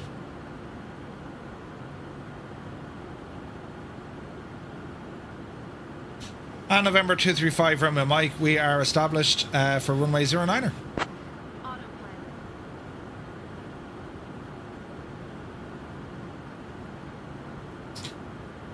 Alright, your damper coming off. Auto throttle, disconnect. And let's see what happens. Got to fly in the 139. Yeah, flew the 139 as well. See this weather coming in? What the hell, Strat? You need to fix that. Right, V-speeds are in.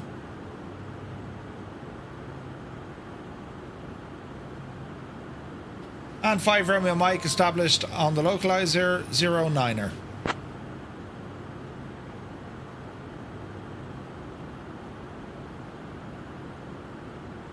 Doodly-doo, doodly-doo.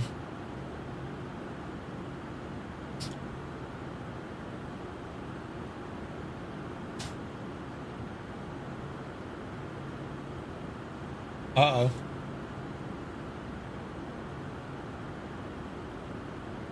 Descend and maintain 1,500 feet until established. Cleared for the RNAV runway 09er approach via Vanid, November 235 Romeo, Mike. Okay, it's doing things. November 235 Romeo Mike established on the localizer runway 09.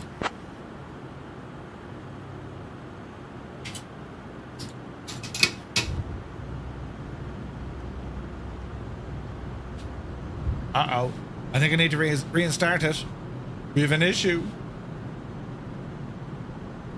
And it's because I used friggin' something I shouldn't have. Oh dear. Oh dear.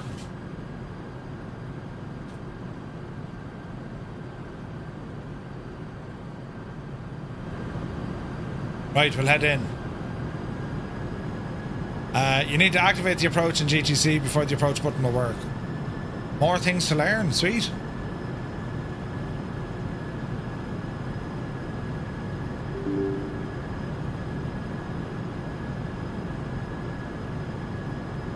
Now this is unlikely going to allow me to land, is it? Let's see what happens. Key West Tower, 5 Romeo Mike, short final runway 09. Do. Balls!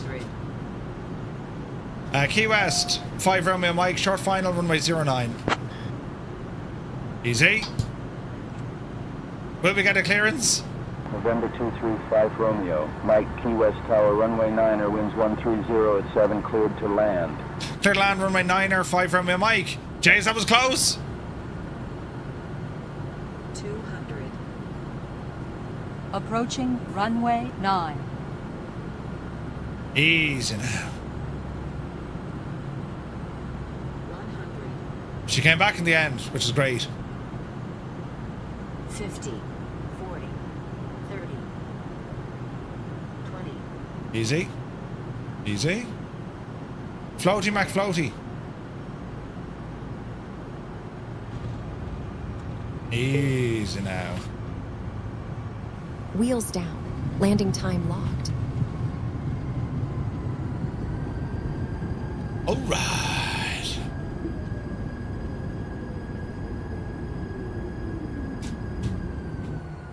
Flaps in. Speed brake. 5 Romeo Mike, contact ground on 121.9er. Over the ground, 121.9er, 5 Romeo Mike.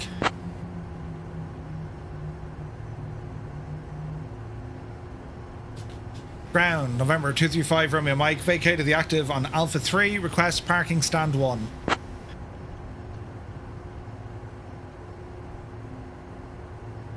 Flight Romeo Mike, taxi to GA parking stand 1 via Alpha 3, Alpha Bravo 1. Good day.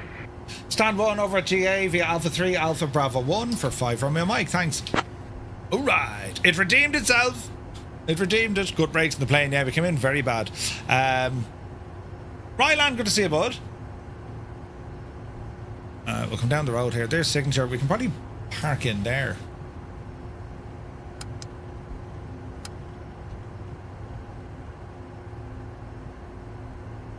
Do do do do do do do do do do do do do do.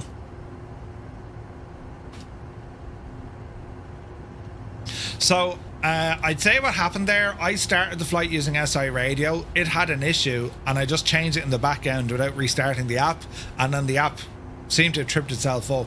So I just restarted the app and it bounced back perfectly. So note to self, stop using experimental things.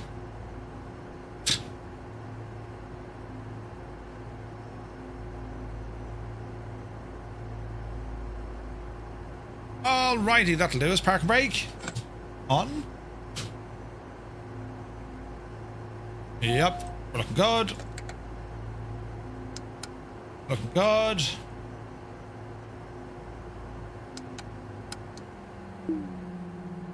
And there we have it, ladies and gentlemen. You're very welcome to Key West. Cargo offloaded at Key West Intel.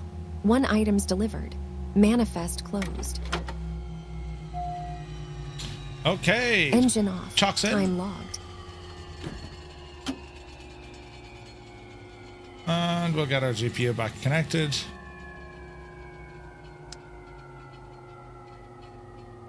That was pretty cool, wasn't it? So we're using OnAir.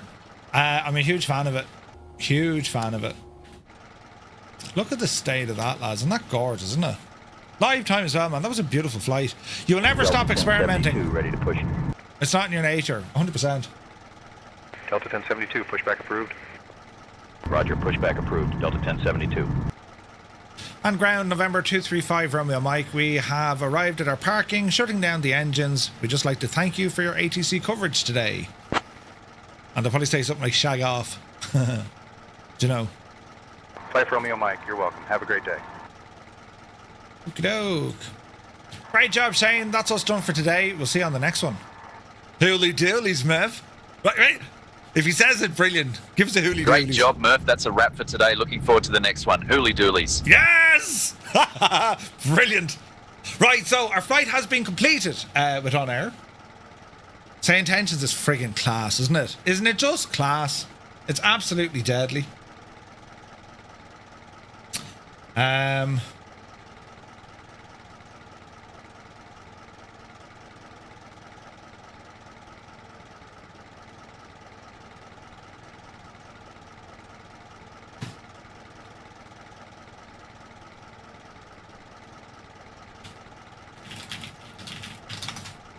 Right. Flight score of 98.8. Shane puts the doolies in the hoolies. What is hooly doolies anyway? Where did that even... Hooly doolies? I said it in the kitchen the other day. My wife looked at me. What? Yeah, hooly doolies. Right? She's like, what are you going on about? Are you okay in the head? Do you know? Gannon is here. Good morning.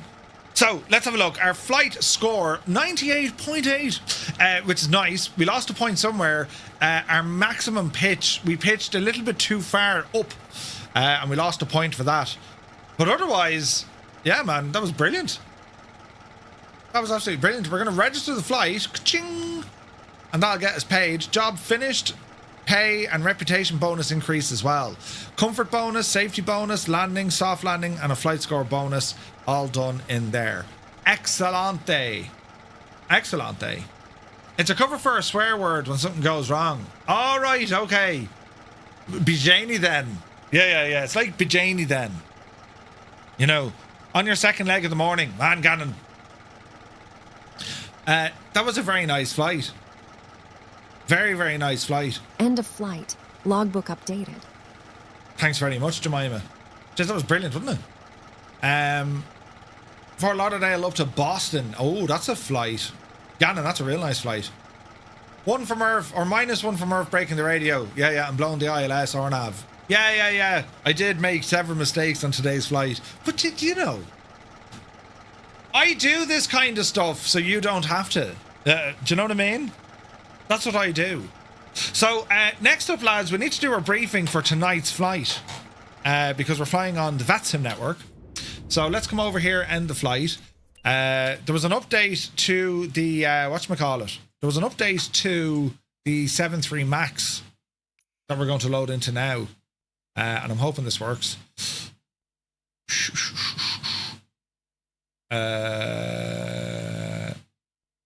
What am I actually doing here now, Murph?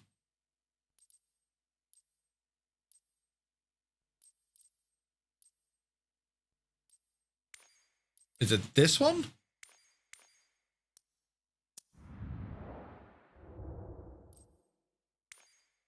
Now, flying Ryanair on this flight is not going to make any sense whatsoever.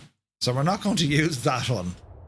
I was going to go with an Air Canada livery for this evening as we await the 166 seats.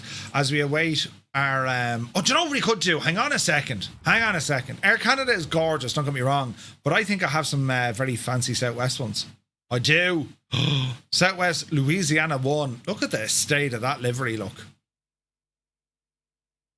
So think about it here now. Look at that.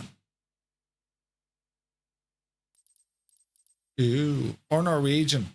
Red nose.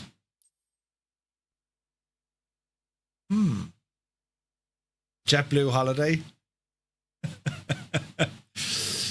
yeah. Landing into Key West with Ryanair. It could have made a lot of sense. The new Alaska one is nice as well. But there's that Alaskan one. That's not the new one though, is it?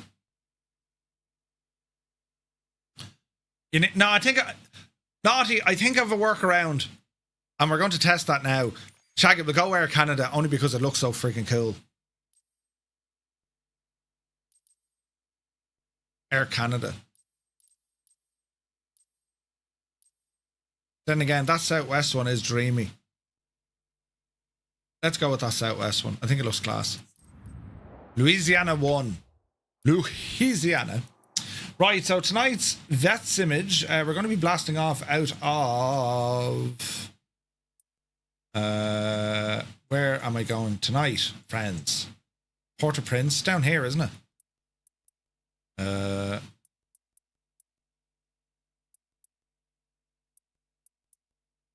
Norman Manley.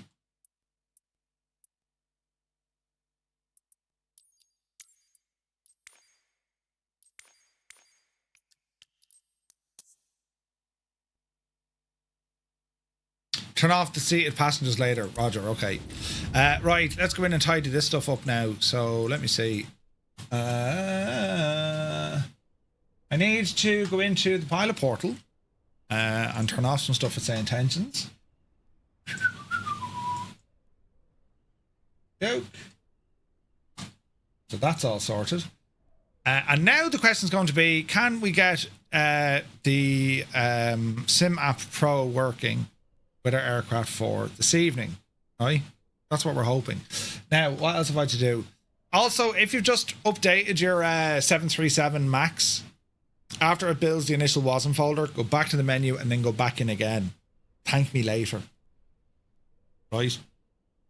So this will take a minute to load. So while we're waiting here, let us go to group flights. Naughty, you didn't update the website. You're sacked. Right, let's have a look. So this is the flight we're doing. It's Norman Manley over to Tampa. But that's last week's flight. So we'll go to Discord, where it has it. Come along, computer. Let's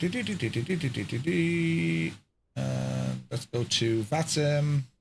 VATSIM Thursday. And here we go. You said you did? The website?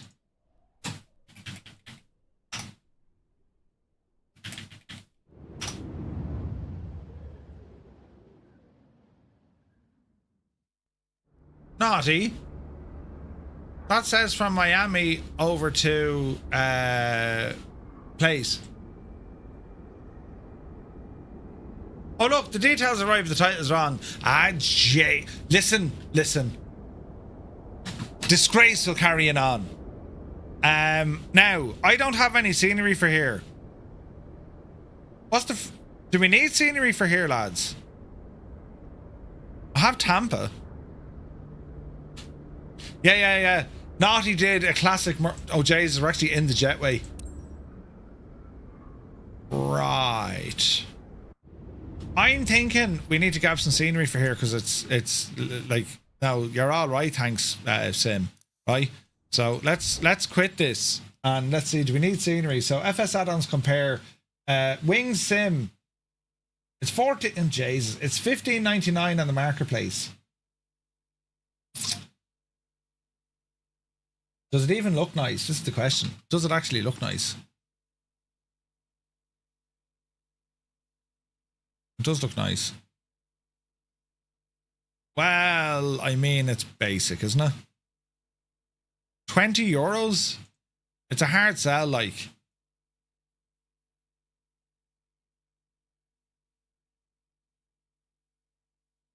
Four stars. Yeah, I think we'll just go with the free version.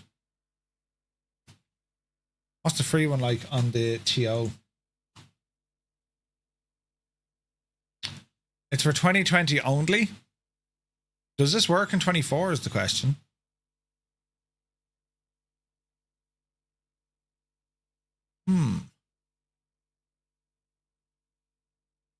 It's fairly basic as well, isn't it?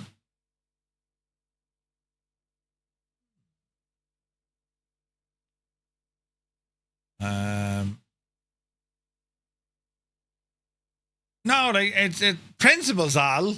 20 euros on a scenery you're probably going to use once. No. You know what I mean?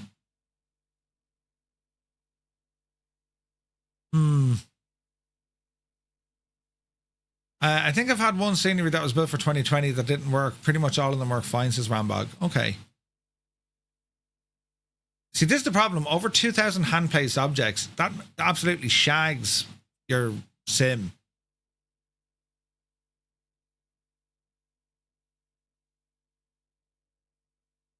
Airport looks good. The runway is backwards in 2024. The runways are backwards in 2024. Right, so we'll just go default. So is that what we're saying? That's what we're saying? Bloody hell. There's nothing straightforward. Like, for an airport that, as I said, you're literally only going to use once. Like, it's hard to justify it. We'll just go default. You know? I can't be alone in that. If I see an airport that I'm saying, right, I need to review it, or, you know, I'm going to be flying in and out of there, yeah, well, then I'll grab it. 2024 not closing without task manager. Yeah, it does it all the time, Big Al. All the time. Like, if it's an airport that's very good, I'll buy it. If it's just kind of, you know, because all that, like, we learned this, unfortunately, the hard way, because I have so many sceneries now for 2020 that are bugger all used to me in 2024, and a lot of the devs wanted to be paid to upgrade them. No, I'm not doing that. Especially for like the one-off airports you never visit. In 2020, I have hundreds of airport sceneries, hundreds of them, because I used to buy them all. You know, but like, yeah, not really needed. I think Microsoft kind of need to really start figuring out and fixing the default auto-gen stuff that they have, the buildings and the assets. They're at the stage now where you can consider them to be like, yeah, you know what I mean? It'd be great to see that update coming at some stage, because if you look at their new airports, you know, like all these glider airports and the GA ones, they're actually stunning. They're really, really nice. But like some of the default airports, just the default ones, a lot of work is needed there to bring them up to the same visual standards, you know? Been looking a lot of getting X-Plane 12 lately. I find it amazing how good the default airports are. Oh, yeah. There's even an enhancement you can get for it as well, Rambog. FD says, yeah, X-Plane so much better in this regard. Their default airports are way better. Plus, they have the community gateway for airports, so users can make their own and tweak them and change buildings. You know what I mean? I would agree, though. X-Plane default airports are very good. Microsoft Flight Sim's default airports for the glider ports and some of the GA fields, they're excellent. And of course, their handcrafted airports are brilliant. But the general default ones are just like, ugh. What happened to the gateway thing for Microsoft Flight Sim? I asked Georg about it. He's like, yeah, no, we're still working towards it. But it's like, what? They're dealing with other things. You know? Like, we still haven't seen the release of Sim Update 5.1. That still hasn't been deployed yet. So, that's a little bit worrying, you know? Medic24 Life is here. Good to see you, bud. Hope you're well. How's your day going, man? It's 30 degrees outside. It's 32 degrees inside. Balls! If they open up a world hub, default airports would be way better. Agreed. They just need to, like, create all the assets, all the buildings and texture files and all this sort of jazz, make them available, and then open up the gateway. Poof, off you go. I'd say within a month, that would transform the default sceneries of the sim, you know? Just getting started over here in Louisiana on your way to work. Ooh. Hopefully the World Hub Dublin was, let's say, interesting. The World Hub Dublin. The World Hub Dublin. Let's say interesting. What do you mean? I that's lost to me, Rambog. It's too hot. I can't think. I can't use my brains. World Hub Dublin. Oh wait, is that the one that you did? Remember the time you did that? You did the edit for Dublin. That was class. Right, Sim, come on there and load is a good fella. Now, we wanted to go in. Back when the World Hub was on limited access, Dublin got an update. Oh, yes. Okay, departure time is going to be this. Dish. Now, let's try this again. Louisiana 1, and sure, listen, we'll just load up into the default airport. Don't go near the jetways because they're completely and utterly shagged. We'll go over here. Flight conditions. Live weather, like. Live weather. Alright, according to SimBrief, this is our planation. We are Firefly 235, even though we're in the Southwest livery. We're going to be taking the Boeing 737 MAX 8. There you go.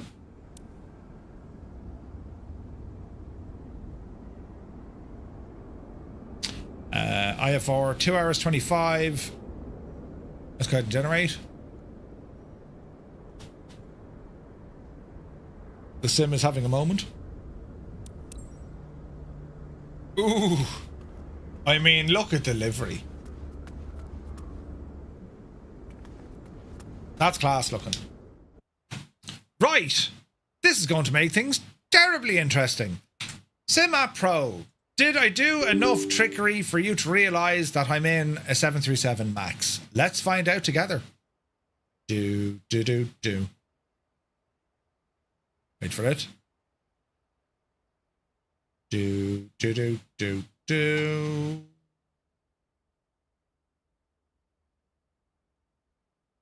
Yes. Yes.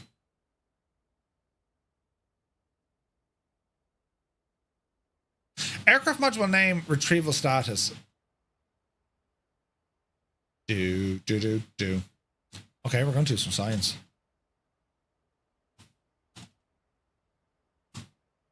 Do. I fly. Where's I fly? Here we go. 737 MAX. Southwest. Louisiana 1.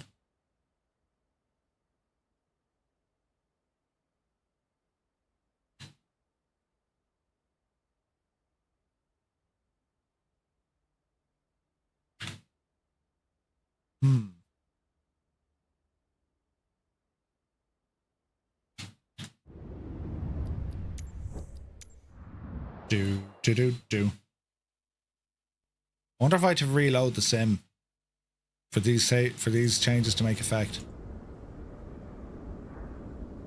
The file is right.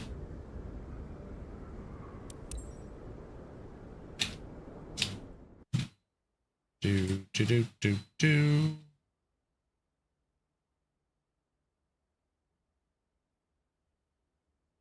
Give it a second now, lads.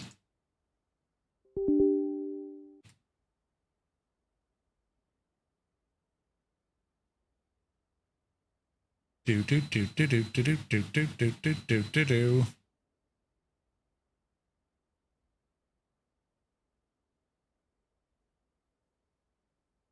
Ah, balls. Aircraft module name retrieval. iFly Max 189 seats. Let's just, because I want this to work tonight. Kill that. Now let's try this again. So that's the aircraft gone in, right? I wonder is that even the right one? Let's go into the iFly. And let's go into sim objects, airplanes. Ah, here we go. Here we go. So let's just double check this. If I go into aircraft, it should be iFly 738 Max, right? iFly. It should be just that, shouldn't you? iFly 737 Max 8. Right. For all intensive purposes, Murphy's going to now break everything. Are we ready, friends? Sim objects, airplanes, the Max 8 aircraft. Change the name of that. Who are into this? Kajish. Save. Next. Aircraft. Change that. Save. Next. Change this. Next.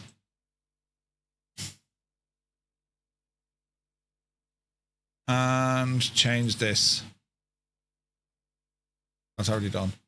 Right, I think this will work. If this works, lads, there's going to be a round of applause, a magic show at 3 o'clock. You know, to be fair, Murph, and your extensive history of breaking things is now factually considered art. I've broken so much stuff over the years. Studies, 60% of the time, it works. Every time. My ears are sweating, it's so shagging hot. 777 is here, good to see you. Yeah, let's see what happens now. If this works, I shall be henceforth known herein as a genius. You put me knitting down for the magic show. Yes, there will be a magic show at 3 o'clock. What was I doing here? Oh yeah, our flight. Whoosh. Jesus, this is a good long flight. Over Cuba, over Miami, and then we're in. This could be a busy flight. Flight level 380. What's our maximum climb on this? 380. By the way, while we've time here, do you ever want to know how to read these? 10 minutes ago, you literally said no more experimenting. Yeah, I know, right? Anyway, what we're looking for here. So your cost index is here. Your cruise index, right? Cost index is there, right? The average winds along the route is 024 at 5, right? The average wind is going to be -3. So that's a headwind. Your maximum altitude, flight level, steps, that's the highest you're going to go. It's going to be flight level 380. Right? Your fuel, block. That's all your fuel. Dispatcher, Sir Murph. Very good. Here's your ATC route. Here's your block times. Then you have your passengers, your cargo, your payload, your zero fuel weight, your takeoff weight, and then your landing weight. All right? If you ever want to know, that's what they are. They're all in your flight plan. Right, let us go to Ventu Sky, and let's look at the weather. Oh, it's going to be hot as balls down here. Let's look at 2000 Zulu this evening. So out of kind of Kingston, Jamaica, 31 degrees, and looks to be a bit of wind coming in from the east. And when we ramble up to Florida, 2 hours later, up into Tampa, 34 degrees. So it's equally hab over this neck of the woods, right? Spitfire, RAF 100. Good to see you, bud. So the wind, ground level wind, 8 o'clock. Come back on down here. Oh, Jesus, look, there's a bit of wind coming in. Is that moving up or down? Okay, so it could be quite windy. There's a bit of wind here. 15 knots, let's call it. And when we're arriving into Tampa, when we arrive into Tampa, it's coming in from the west. Let's look at our cruising wind.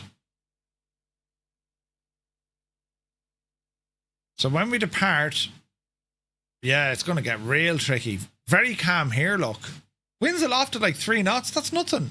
And then when we start coming up over the United States, a bit of a headwind. Nothing major to write home about. 15, 20 knots total. That'll do.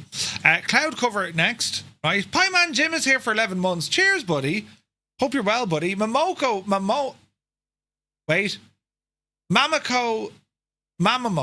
Thank you very much. Welcome in. Greetings from the Philippines. Hello from Tipperary in Ireland. Hope you're well, buddy. So, weather conditions on the ground this evening. Back. Let me see. 8 o'clock. Yeah, it's a bit cloudy. 40 to 50%. And then by the time we get up to Tampa, there's a bit of cloud. Precip. Okay, so there's thunderstorms-ish in the area. Looks like there's a band of bad weather moving in now. And then as we depart, we're going to be up overflying this neck of the woods. There's a huge cell over here, look. Jesus, that's proper. We'll be looking down on that. And then as we ramble into Tampa, we're going to be passing all sorts of jiggery-pokery on the way in. Doesn't seem to be hitting Tampa, though. Looks like we'll get in and out before it. It's currently 47 degrees in my armpit. Thanks, Jim. Great update. Yeah, very good. Right, into the sim now. Let's see if my genius has actually worked. If it hasn't, we're just going to blame it on Gibbo. Right, jump back in here now.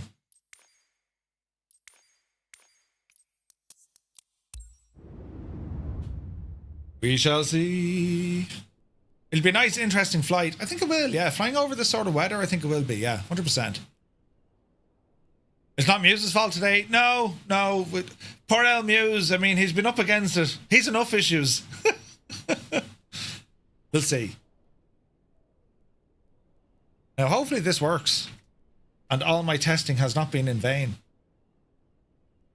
You're so vain. Do you know what I tried last night? I tried this yo called Sunshine and Moonlight. Did you ever hear of it? So Sunshine runs on this PC and then I can put Moonlight on my Mac, which means I can then get access to this PC from my Mac. Deadly. But it's fantastic for playing games. I started thinking after looking at the new Steam computer, the Valve computer. I was like, well, what's the point? Do you know? So I can be inside in the couch or overseas and get access to this PC to play games. Hardware configuration is a bit of a devil when it comes to inputs, but overall I think it's quite good. Quite good. Right, let us import the flight from SimBrief. We'll do the same over here.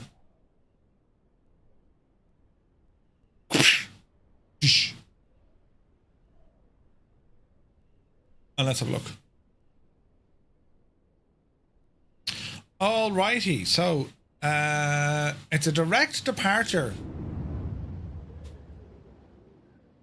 Is that what we filed for, yeah?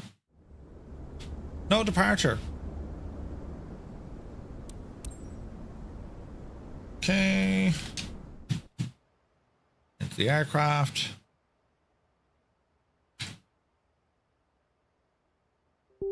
Let's see what happens. P.S. Mirandai, hello there.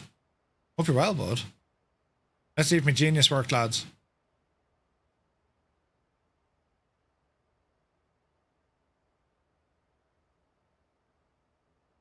Yes. Sometimes my genius, I mean, this needs to be said, but sometimes my genius is enough to regrow eyebrows. I mean, lads, where would you get it? That Murphy was able to make a couple of changes and all of a sudden I have my entirety of wind control hardware working once again. I mean, that's a level of genius Can I just say, for all of those who even once doubted me genius. No departure. First 2 waypoints have been specified by ATC. And there will be for tonight. Okay. Roger. Have you ever lost an eyebrow and needed to regrow it? Not me personally, but if you did, just stay close to me. It'll grow back. Brilliant. I must tell Jamie how to do this because it worked. Hang on a second now. Oh, Jamie, oh, buddy, oh, pal.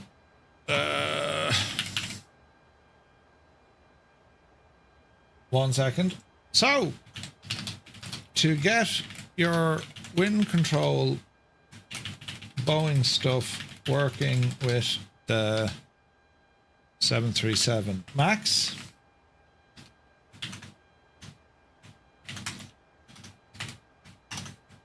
go into your community folder, open the aircraft CFG file. Where's this now? Dreamy, sleepy, nighty, snoozy, snooze. Who turned off my lights? Muttley! Open iFly aircraft 737 MAX 8 folder. Then into sim objects, airplanes,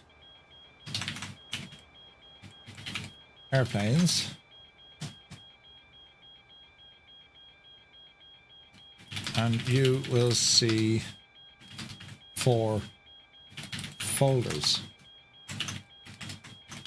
One at a time, open each one. Hooly doolies.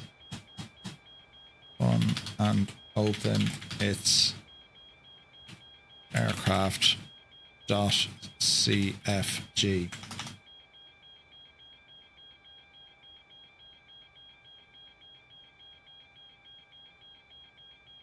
Change. Near the top, you will see flight sim .0.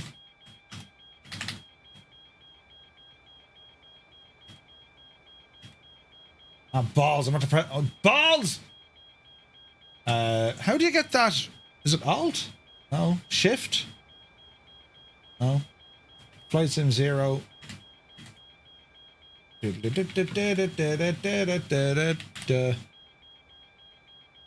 Flight sim 0. Change the title equals that.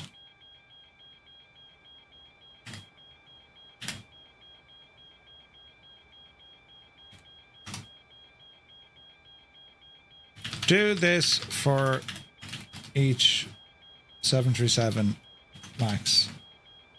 Then sim app. Then sim app. Sim app can see it. Works perfectly, albeit a faff. Right, are we all happy there now? Did we go through all of that? Anyone else is having the same problem? That is how we fix it. Yes. Mrs. TPHI has rolled in. Good morning. She's currently upside down. Now, this is screaming at me. Hang on a second. My plane. I want an air stare on this gadget. Ground. Give us the GPU. Come on up here. On the GPU. Lovely. Now, let's go ahead and get that air stare opened. Doors, air stare, forward. Murph, keep in mind that the file, there could be more flight sim entries. Yeah, it's just a 0. Do the 0 one. You know, hey, Sky Command, good to see you. Knee deep in code. This man is handsome and smart. Ah, Jesus. It's good to see you, Sky. You're up before your breakfast. Good to see you, buddy. Look at our gorgeous livery look. And I managed to get my wind control gear working. Why aren't the lights working now? Oh, they are oh, look at that. They are working once again. This is a great day. Great day. All right. Okay. Aircraft loaded in. That's fine. We're using default scenery for here. That's fine. It's going to be a non-standard departure. We're going to be expecting ATC telling us what to do. We know the winds at this stage. It's very early. Come back to bed. Put the kettle on.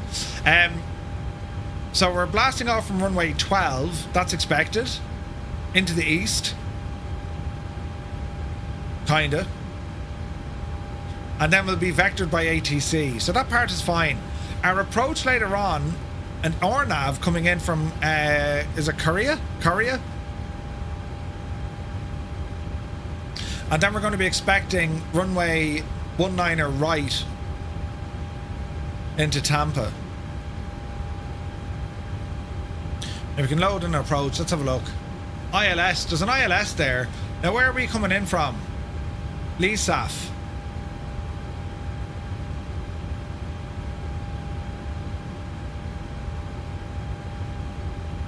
They'll probably vector us from final, will they?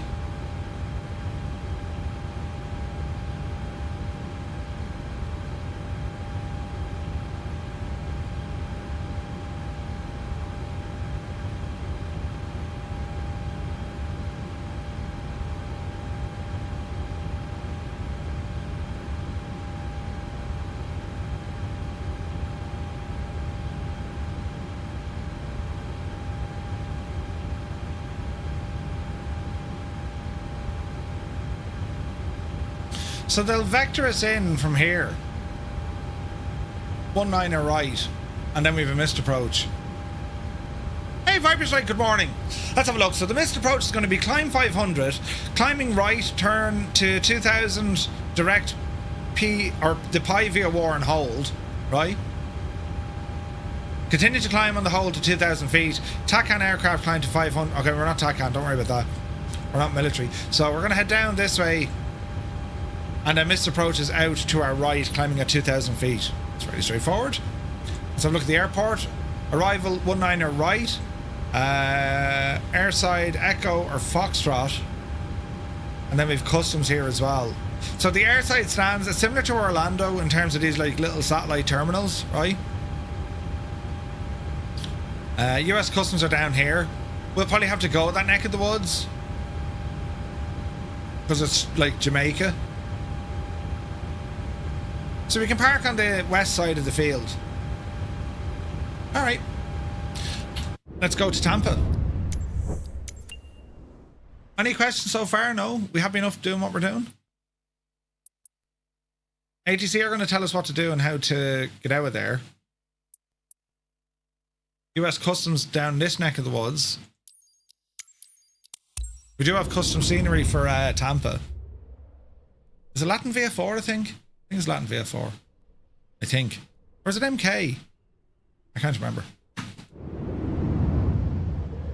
It was €22 though, I will say that. Alrighty then. The arrival airport. Speed up our cameras. And all I'm doing here, I'm building up that scenery cache. Because I don't want stutters, you know what I mean? This really does help. Man, this is a big airport. Tampa's friggin' massive, isn't it? Beautiful. Absolutely beautiful. By the way, for anyone's interested, the pre-release for Grand Theft Auto is today. €99 for the unlimited pack. €99. Games are getting dear, aren't they? I remember having a Jommy when I had to pay 65 for like Grand Theft Auto, or 60. I was like, ah, bloody hell. €99 for the Ultimate Edition. Tampa's vertical sim. Yeah, I'll double check the scenery file. It's nice.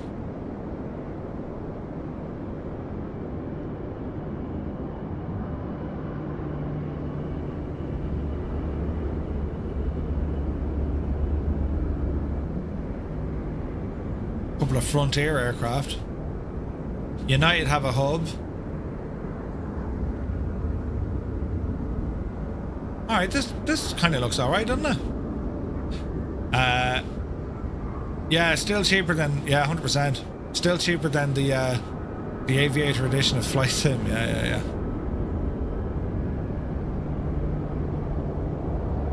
It's grand. It's basic. It'll do.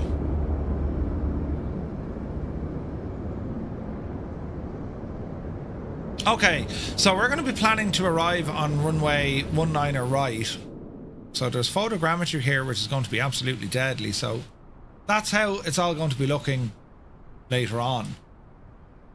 A bit like that. And then we've Tampa down here, look.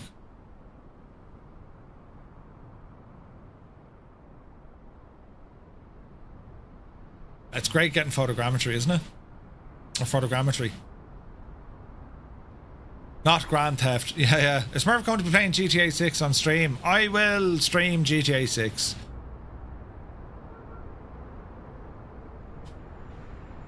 Only because I want to play it when it comes out. And we'll do it like in the evenings or something.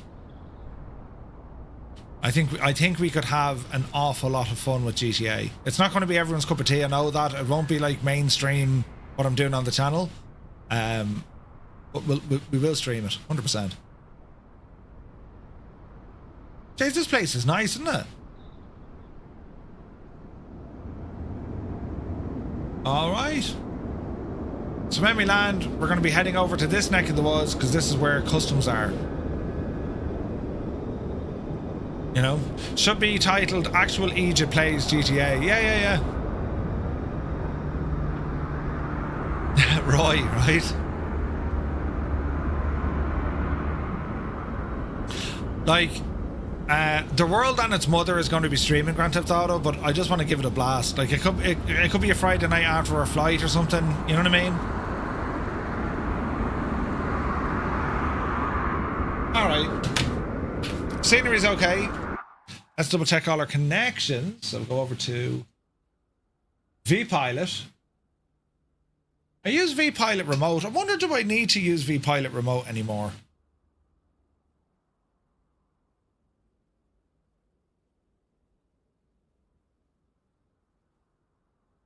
VPilot Remote is a faff. I wonder, do I need to use it?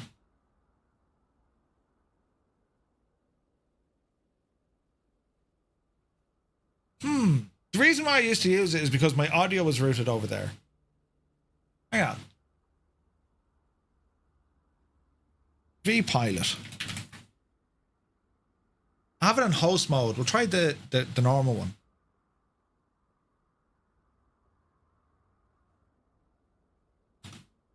Let's see if this works. Okay. Settings. Push to talk. Audio. Microphone device. Realtek audio. Speakers. Output. Yeah. Now, it's not... Yeah, that's not bad. It's getting a reading there, so we can apply that. Push to talk is fine. Model matching. Custom rules. It has us. Why does it only have us?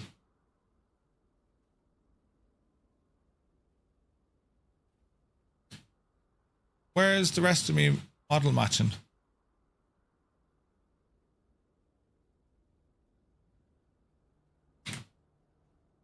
Do.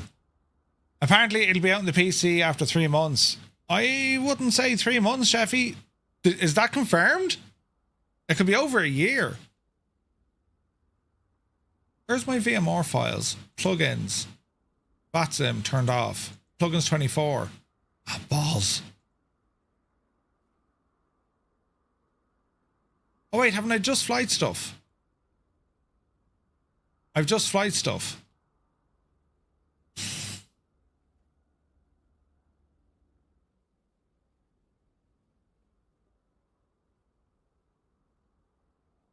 Where is the Just Flight VMR?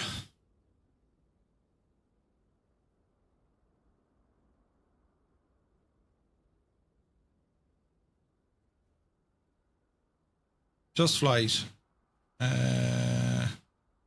Traffic Fleet.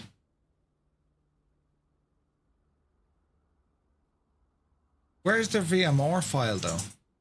You know what I mean? Traffic update. There is no update. It'll give you the VMR if you install the traffic manager. I don't want the traffic manager. Is it traffic control center? Balls doesn't know what that is. FS traffic. So it's FS traffic. I can only uninstall it. Balls.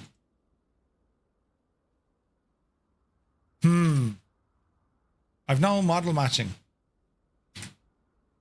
How did I manage that? Normally a year. Check what you have set in vPilot host mode. I think it was the same, Naughty.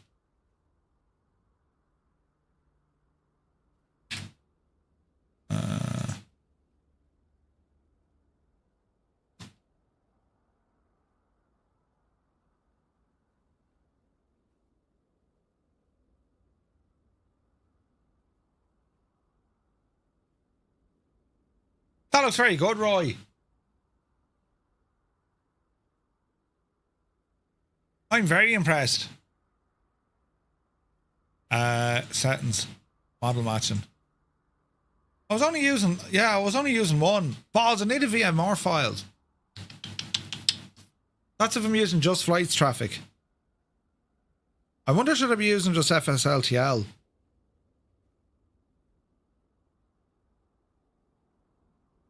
What are your thoughts, lads? Just flight or FSLTL? Do. I should be using someone's model matching. Dan says both. Balls.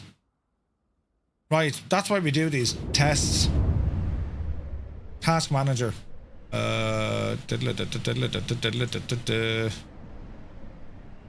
Right, kill you for the minute. Now we need to go over to Just Flight and grab their traffic stuff.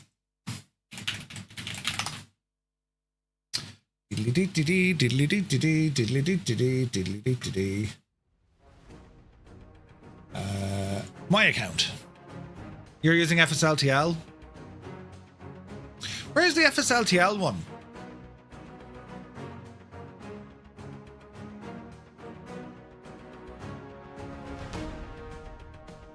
Right, your orders, traffic.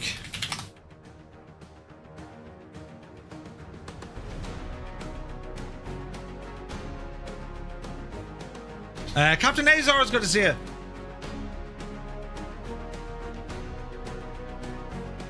Rambog, that's the one I want. There's a tool called Perfect Model Matching, or Perfect Model Matching, where you can generate a VMR file from all the models available in your community folder.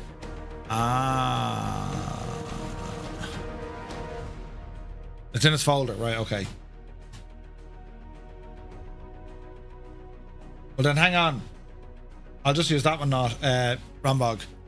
Perfect Model Matching.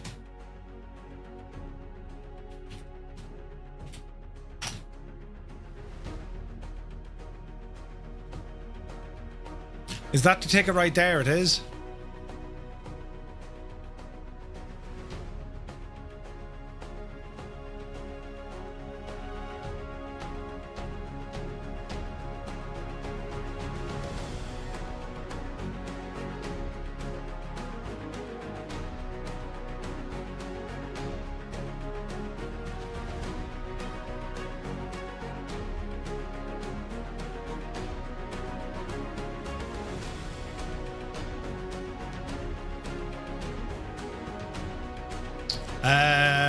Right.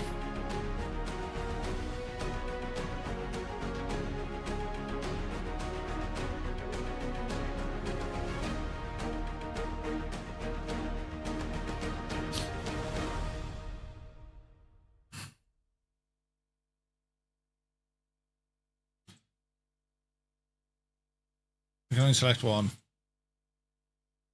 Right, generate matching rules. No. Scan. There we go. I wonder, can you add multiple ones? No? Aircraft type, airline, okay. Generics priority, use defaults. Takes a while to run if you have many models.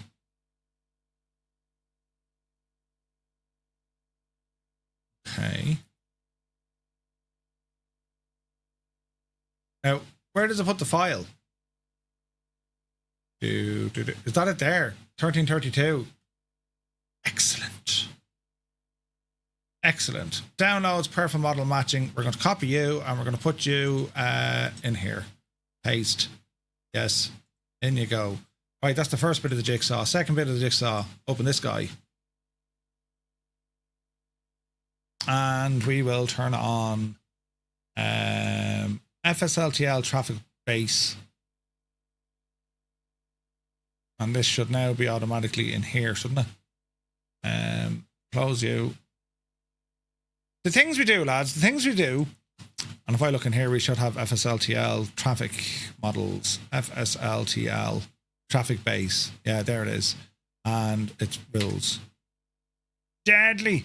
Right, let us open up vPilot, the app, right? And we're going to configure this puppy here now. So settings.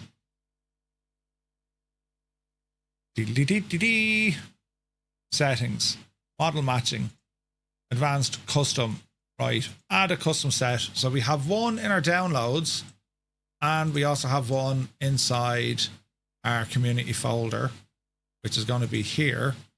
Which is going to be community shortcut. Is it? They call the shagging thing.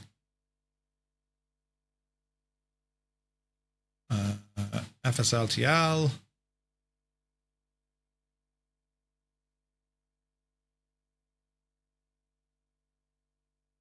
Right, let's go with that, lads. Right, it's all coming together. It's all great gas and excitement and things when it comes to stuff. 31 degrees in the pool. It's 30 degrees here in Tipperary. It's 32 degrees on my wall. Oh. You should have had that activated first so I could have detected them in the community folder. Oh. No, it shouldn't matter. Because FSLTL has its own VMR. Do you get me? And Just Flight was already in there. So yeah. Yeah. Right, we're cool. Let's see what happens here now. This is all terribly exciting. I have the IFVO stuff as well. You know. Right, let's see what happens here. Buttons. Yes. Sim brief. Yes. So this is the last bit of the jigsaw. Right, that looks terribly impressive. Roll on the Dauphin. Oh Jesus, I can't. We'll watch that again. Jesus, that's loud. But we'll watch it again because Jesus.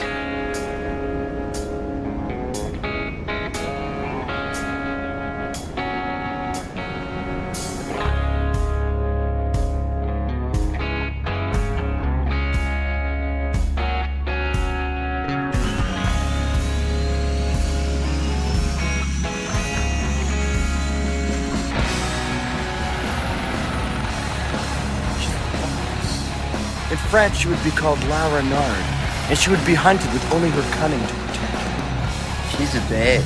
She's a robo-babe. In Latin, she would be called Babia Majora. If she were a president, she'd be Abraham Lincoln. Yeah, right.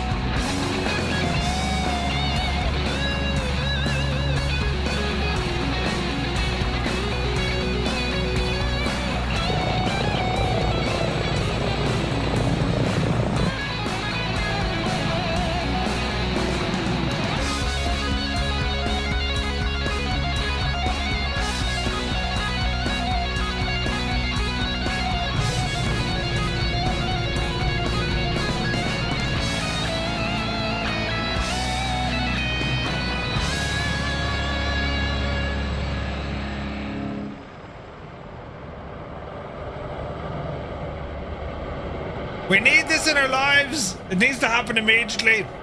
Man, that looks freaking cool, doesn't it? Jesus, it looks lovely. So yeah, we need to grab that Dauphin. Terribly important. Terribly, terribly important. So anyway, let's see what we're doing here. We're going to load this in. We managed to fix the wind control gear. That's great news. Great news. And now we're just going to make sure that our model matching is indeed working, and we just use VPilot directly from this PC. Because you know the way, because usually it's over there, and I'm like, no, right. So let's see what happens. I'm terribly excited about this. This could actually work. It has no pink livery though. No, it doesn't. Let me see. VPilot.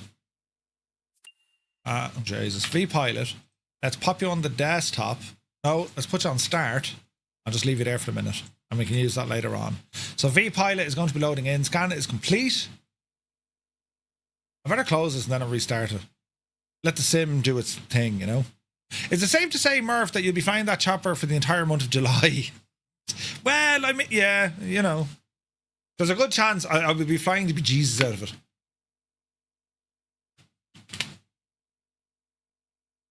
It releases next Tuesday, which means we're going to fly it on Tuesday. And then we're going to probably fly it again this day next week with OnAir, you know? Every stream, forevermore. Change the name of the channel. Dauphin Pilot. Dauphin Lover. Wait, what? Dauphin. We need a name. A total brand change. Don't mind this TTM, Two-Tone Murphy Muppet. No. That'd be hilarious. We got Cyrus and Cornwolf to put out an entire fleet of pink FFA liveries. Mrs. TPA wants a pink livery. Oh, Jesus. We'll have to, yeah, someone's going to have to make a pink livery. Just for Mrs. TPHI. Now, flying the Dauphin upside down, it won't like that. I'm just saying, you know, it won't like that. So, in order to fix that for you, we'll just put you upside down in your chair, but the sim and everything else will be normal, right? Mr. TPHI, you have a terrible, important job to do. Right, the sim. Come on now, Betsy. Right. Like that'll stop her trying. Agreed. You're not even a chopper guy and you're going to fly it? Yes. Inverted cockpit for the win. 100%. Right.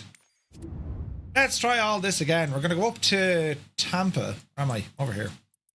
Back into Tampa. We'll park on 85.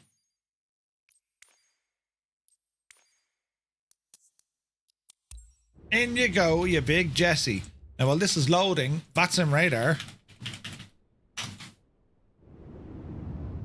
Let's open up this guy. Or just move it to Australia. We've no ATC up here. Well, balls to it. That's a big 10-4, good buddy. I'm going to have to load in that somewhere has traffic. We shall see. MDA 009, the man, the myth, the legend. Good to see you, buddy. You're lurking away. MDA, good to see you, buddy. Thank you for 42 months, man. What an absolute ledge. Hope you're keeping well. MDA has been streaming like a boss for the last couple of months, and his channel, I have to say, it's doing really, really well. It's extremely awesome vibes just to hang out and, you know, look at Irish people play video games in space where we invented. But yeah, it's good to see you, buddy. You're very welcome in. Right, VPilot, let's try this again. This could be interesting. I'm after biting me tongue. I must have did it last night. It's killing me. What are you saying, Murph? Right, it's very sore. Connected to the simulator. Okay. Connect. Call sign. Firefly 235. Aircraft type B737 Max.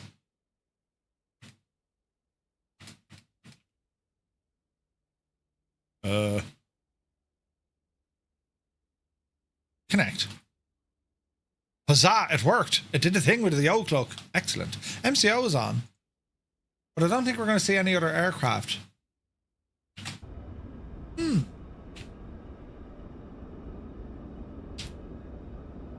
Is there anyone around who can log in to see can we see on the gadget?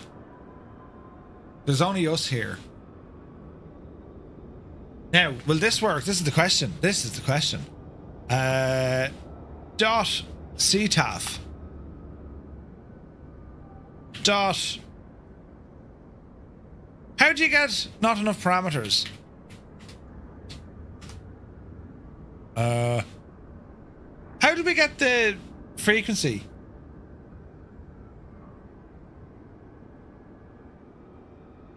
Dot CTAF KTPA.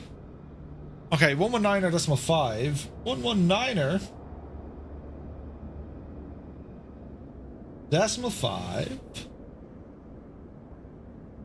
Okay, 119er decimal 5. Ground GPU. Up. 119er decimal 5. Let's see, does this transmit? Traffic, Firefly 235, radio check.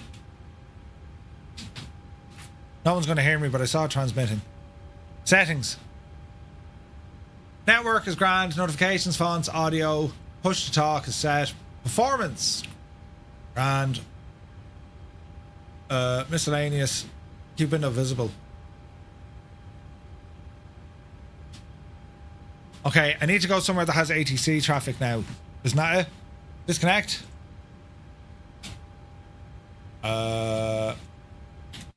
Let's see. Stop pressing that button. You're just a muppet. End that flight. Yes. Now let's come back to VATSIM radar. Where is there a Ganzi load of traffic? Let's have a look.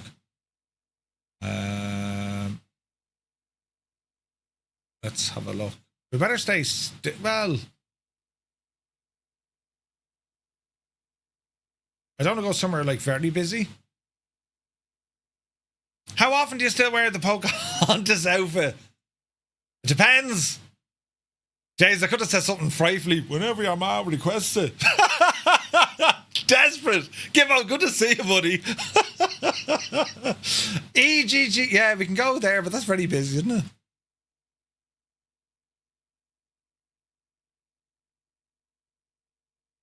But then again, it's going to be ideal for 572. I don't have it. Do I even have the scenery for here? EGLL. I don't have the scenery for here. Doesn't matter, says you.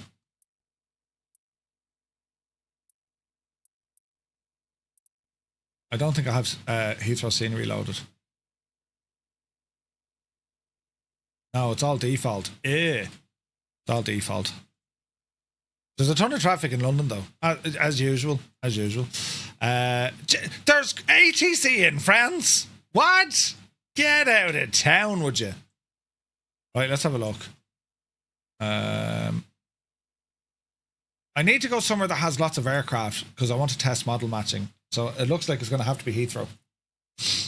Where can I park? Let's have a look. 365 next to the woods or 565. 365 or 565. 565. Ramp.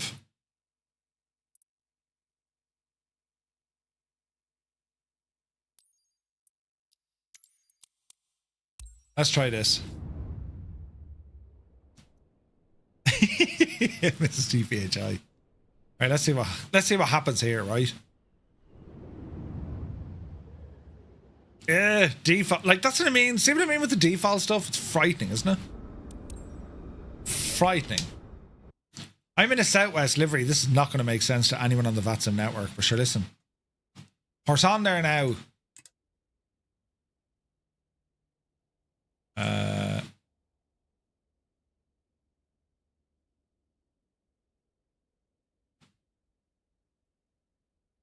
Battery.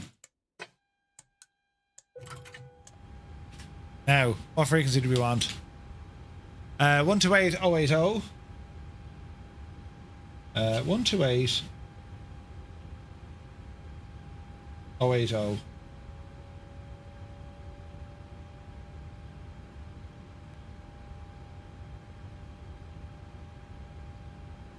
Okay, it says we're receiving, but I can't hear it.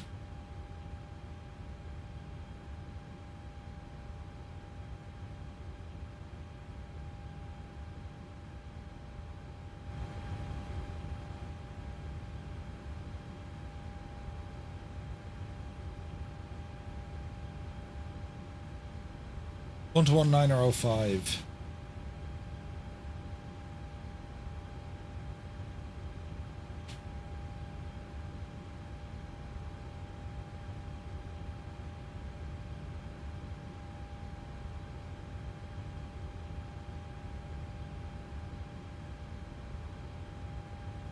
It says we're connected, but I'm not hearing any sounds.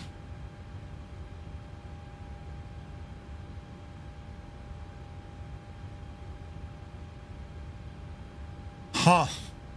And the ATIS doesn't appear to be working. And it says we're receiving it. Is this a Murphy issue again? It is.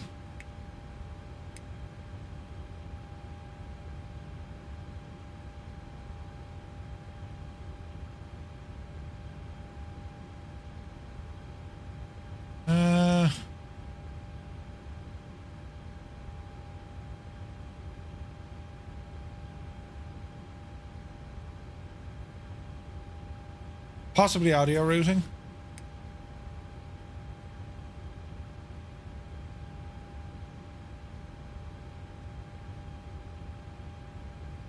Zero. QNH 1017 hectopascals. I had it Pilots muted. are reminded that data link clearances are not available for Compton departures. Acknowledge receipt of information Bravo and advise aircraft type and series on first contact with Heathrow.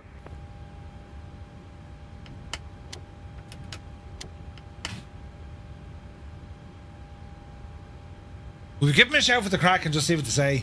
Heathrow ground, Firefly 235, radio check. Firefly 235, Heathrow ground, hello, readability 5. 5 also, thank you for Firefly 235. Brilliant! KFLL 4 Tango requesting IFR clearance 2. Amsterdam Schiphol has filed information Bravo, stand 554. We are aircraft type 737-800. Number 1 Tango, thank you, cleared to Amsterdam, Brookman's Park. Model matching's working. Yeah, it was a Murphy issue. Boeing Park 6 Juliet departure and squawk 6113 KLM 4 Tango. Okay, 4 Tango, just confirm. That was dead in a 1143. 6, is it 6113? Sorry, KLM 4 Tango. No worries, it's 1143. Oh, apologies, 1143 KLM 4 Tango. Confirm Tango, no worries, through that correct. Alright, there's a decent bit of model matching. Good afternoon to the 549 with you announcer. So 549 Heathrow ground, hello, taxi Alpha and Yankee stand 522. Alpha Yankee for stand 522, she was 549, thank you. What are you using to control the speed of the camera? Does it have a chase plane? You can increase or decrease the camera speeds. Look at your man there, look. That's savage, isn't it? Yup, you jibble you. Yeah. Yeah, the lander. Isn't it gorgeous, Malky? Yeah, that's just I haven't got Heathrow installed. It looks absolutely like I made this during my school lunch break. It's terrible, like, you know?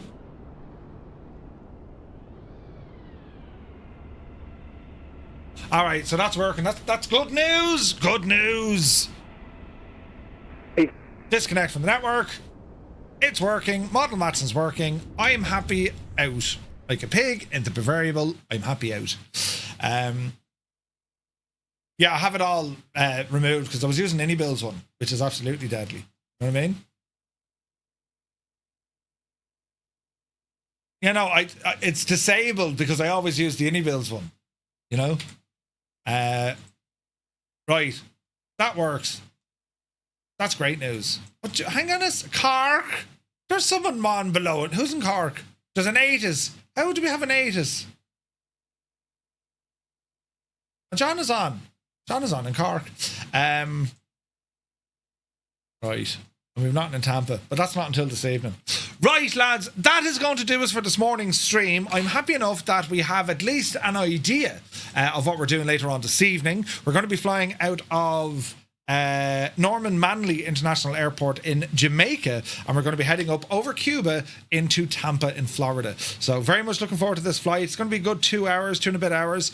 We did manage to get our wind control stuff working. Great news. And we're going to be flying this one on the VATSIM network this evening. All going well. We're going to have plenty of ATC coverage. If there's no ATC coverage, well, we'll be jumping on with, say, intentions, because they'll carry the ball if VATSIM drop it. Simple as. We're also going to be flying in the 737 MAX 8. I'm going to go with this livery. Cyrus is going to have the Firefly Air one ready over the coming weeks. So we're just going to use temporary kind of stuff for the moment. This one here is from Aviation, and it's gorgeous. So we're going to fly that one. So that's it now for a while. I'm going to go off and get a bit of lunch. I'm going to sit outside in the sun, and then I'll come back in and complain about how hot it is. Brilliant. But as always, thank you very much indeed for tuning in, and we'll catch you back here in a couple of hours. We're back at 1900 Zulu, about 5 hours time. No, about 6 hours time. That's better. So in about 6 hours we'll be back. So have an awesome day. Enjoy the weather. We'll see you later on.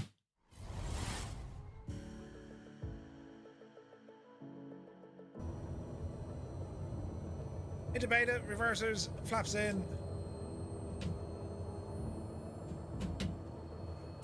Get out of beta.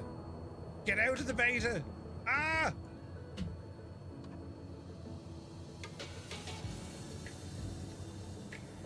That's weird. The throttle doesn't move. Hey, good morning. Jerry Coogan, many thanks for the follow. Hang on. We need to get out of beta. No, that's backwards, Murph.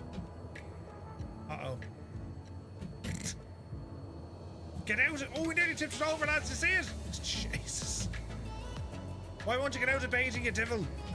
Your controls are no longer agreeing with me. Right, what's it doing now? Not as beta. Stupid thing.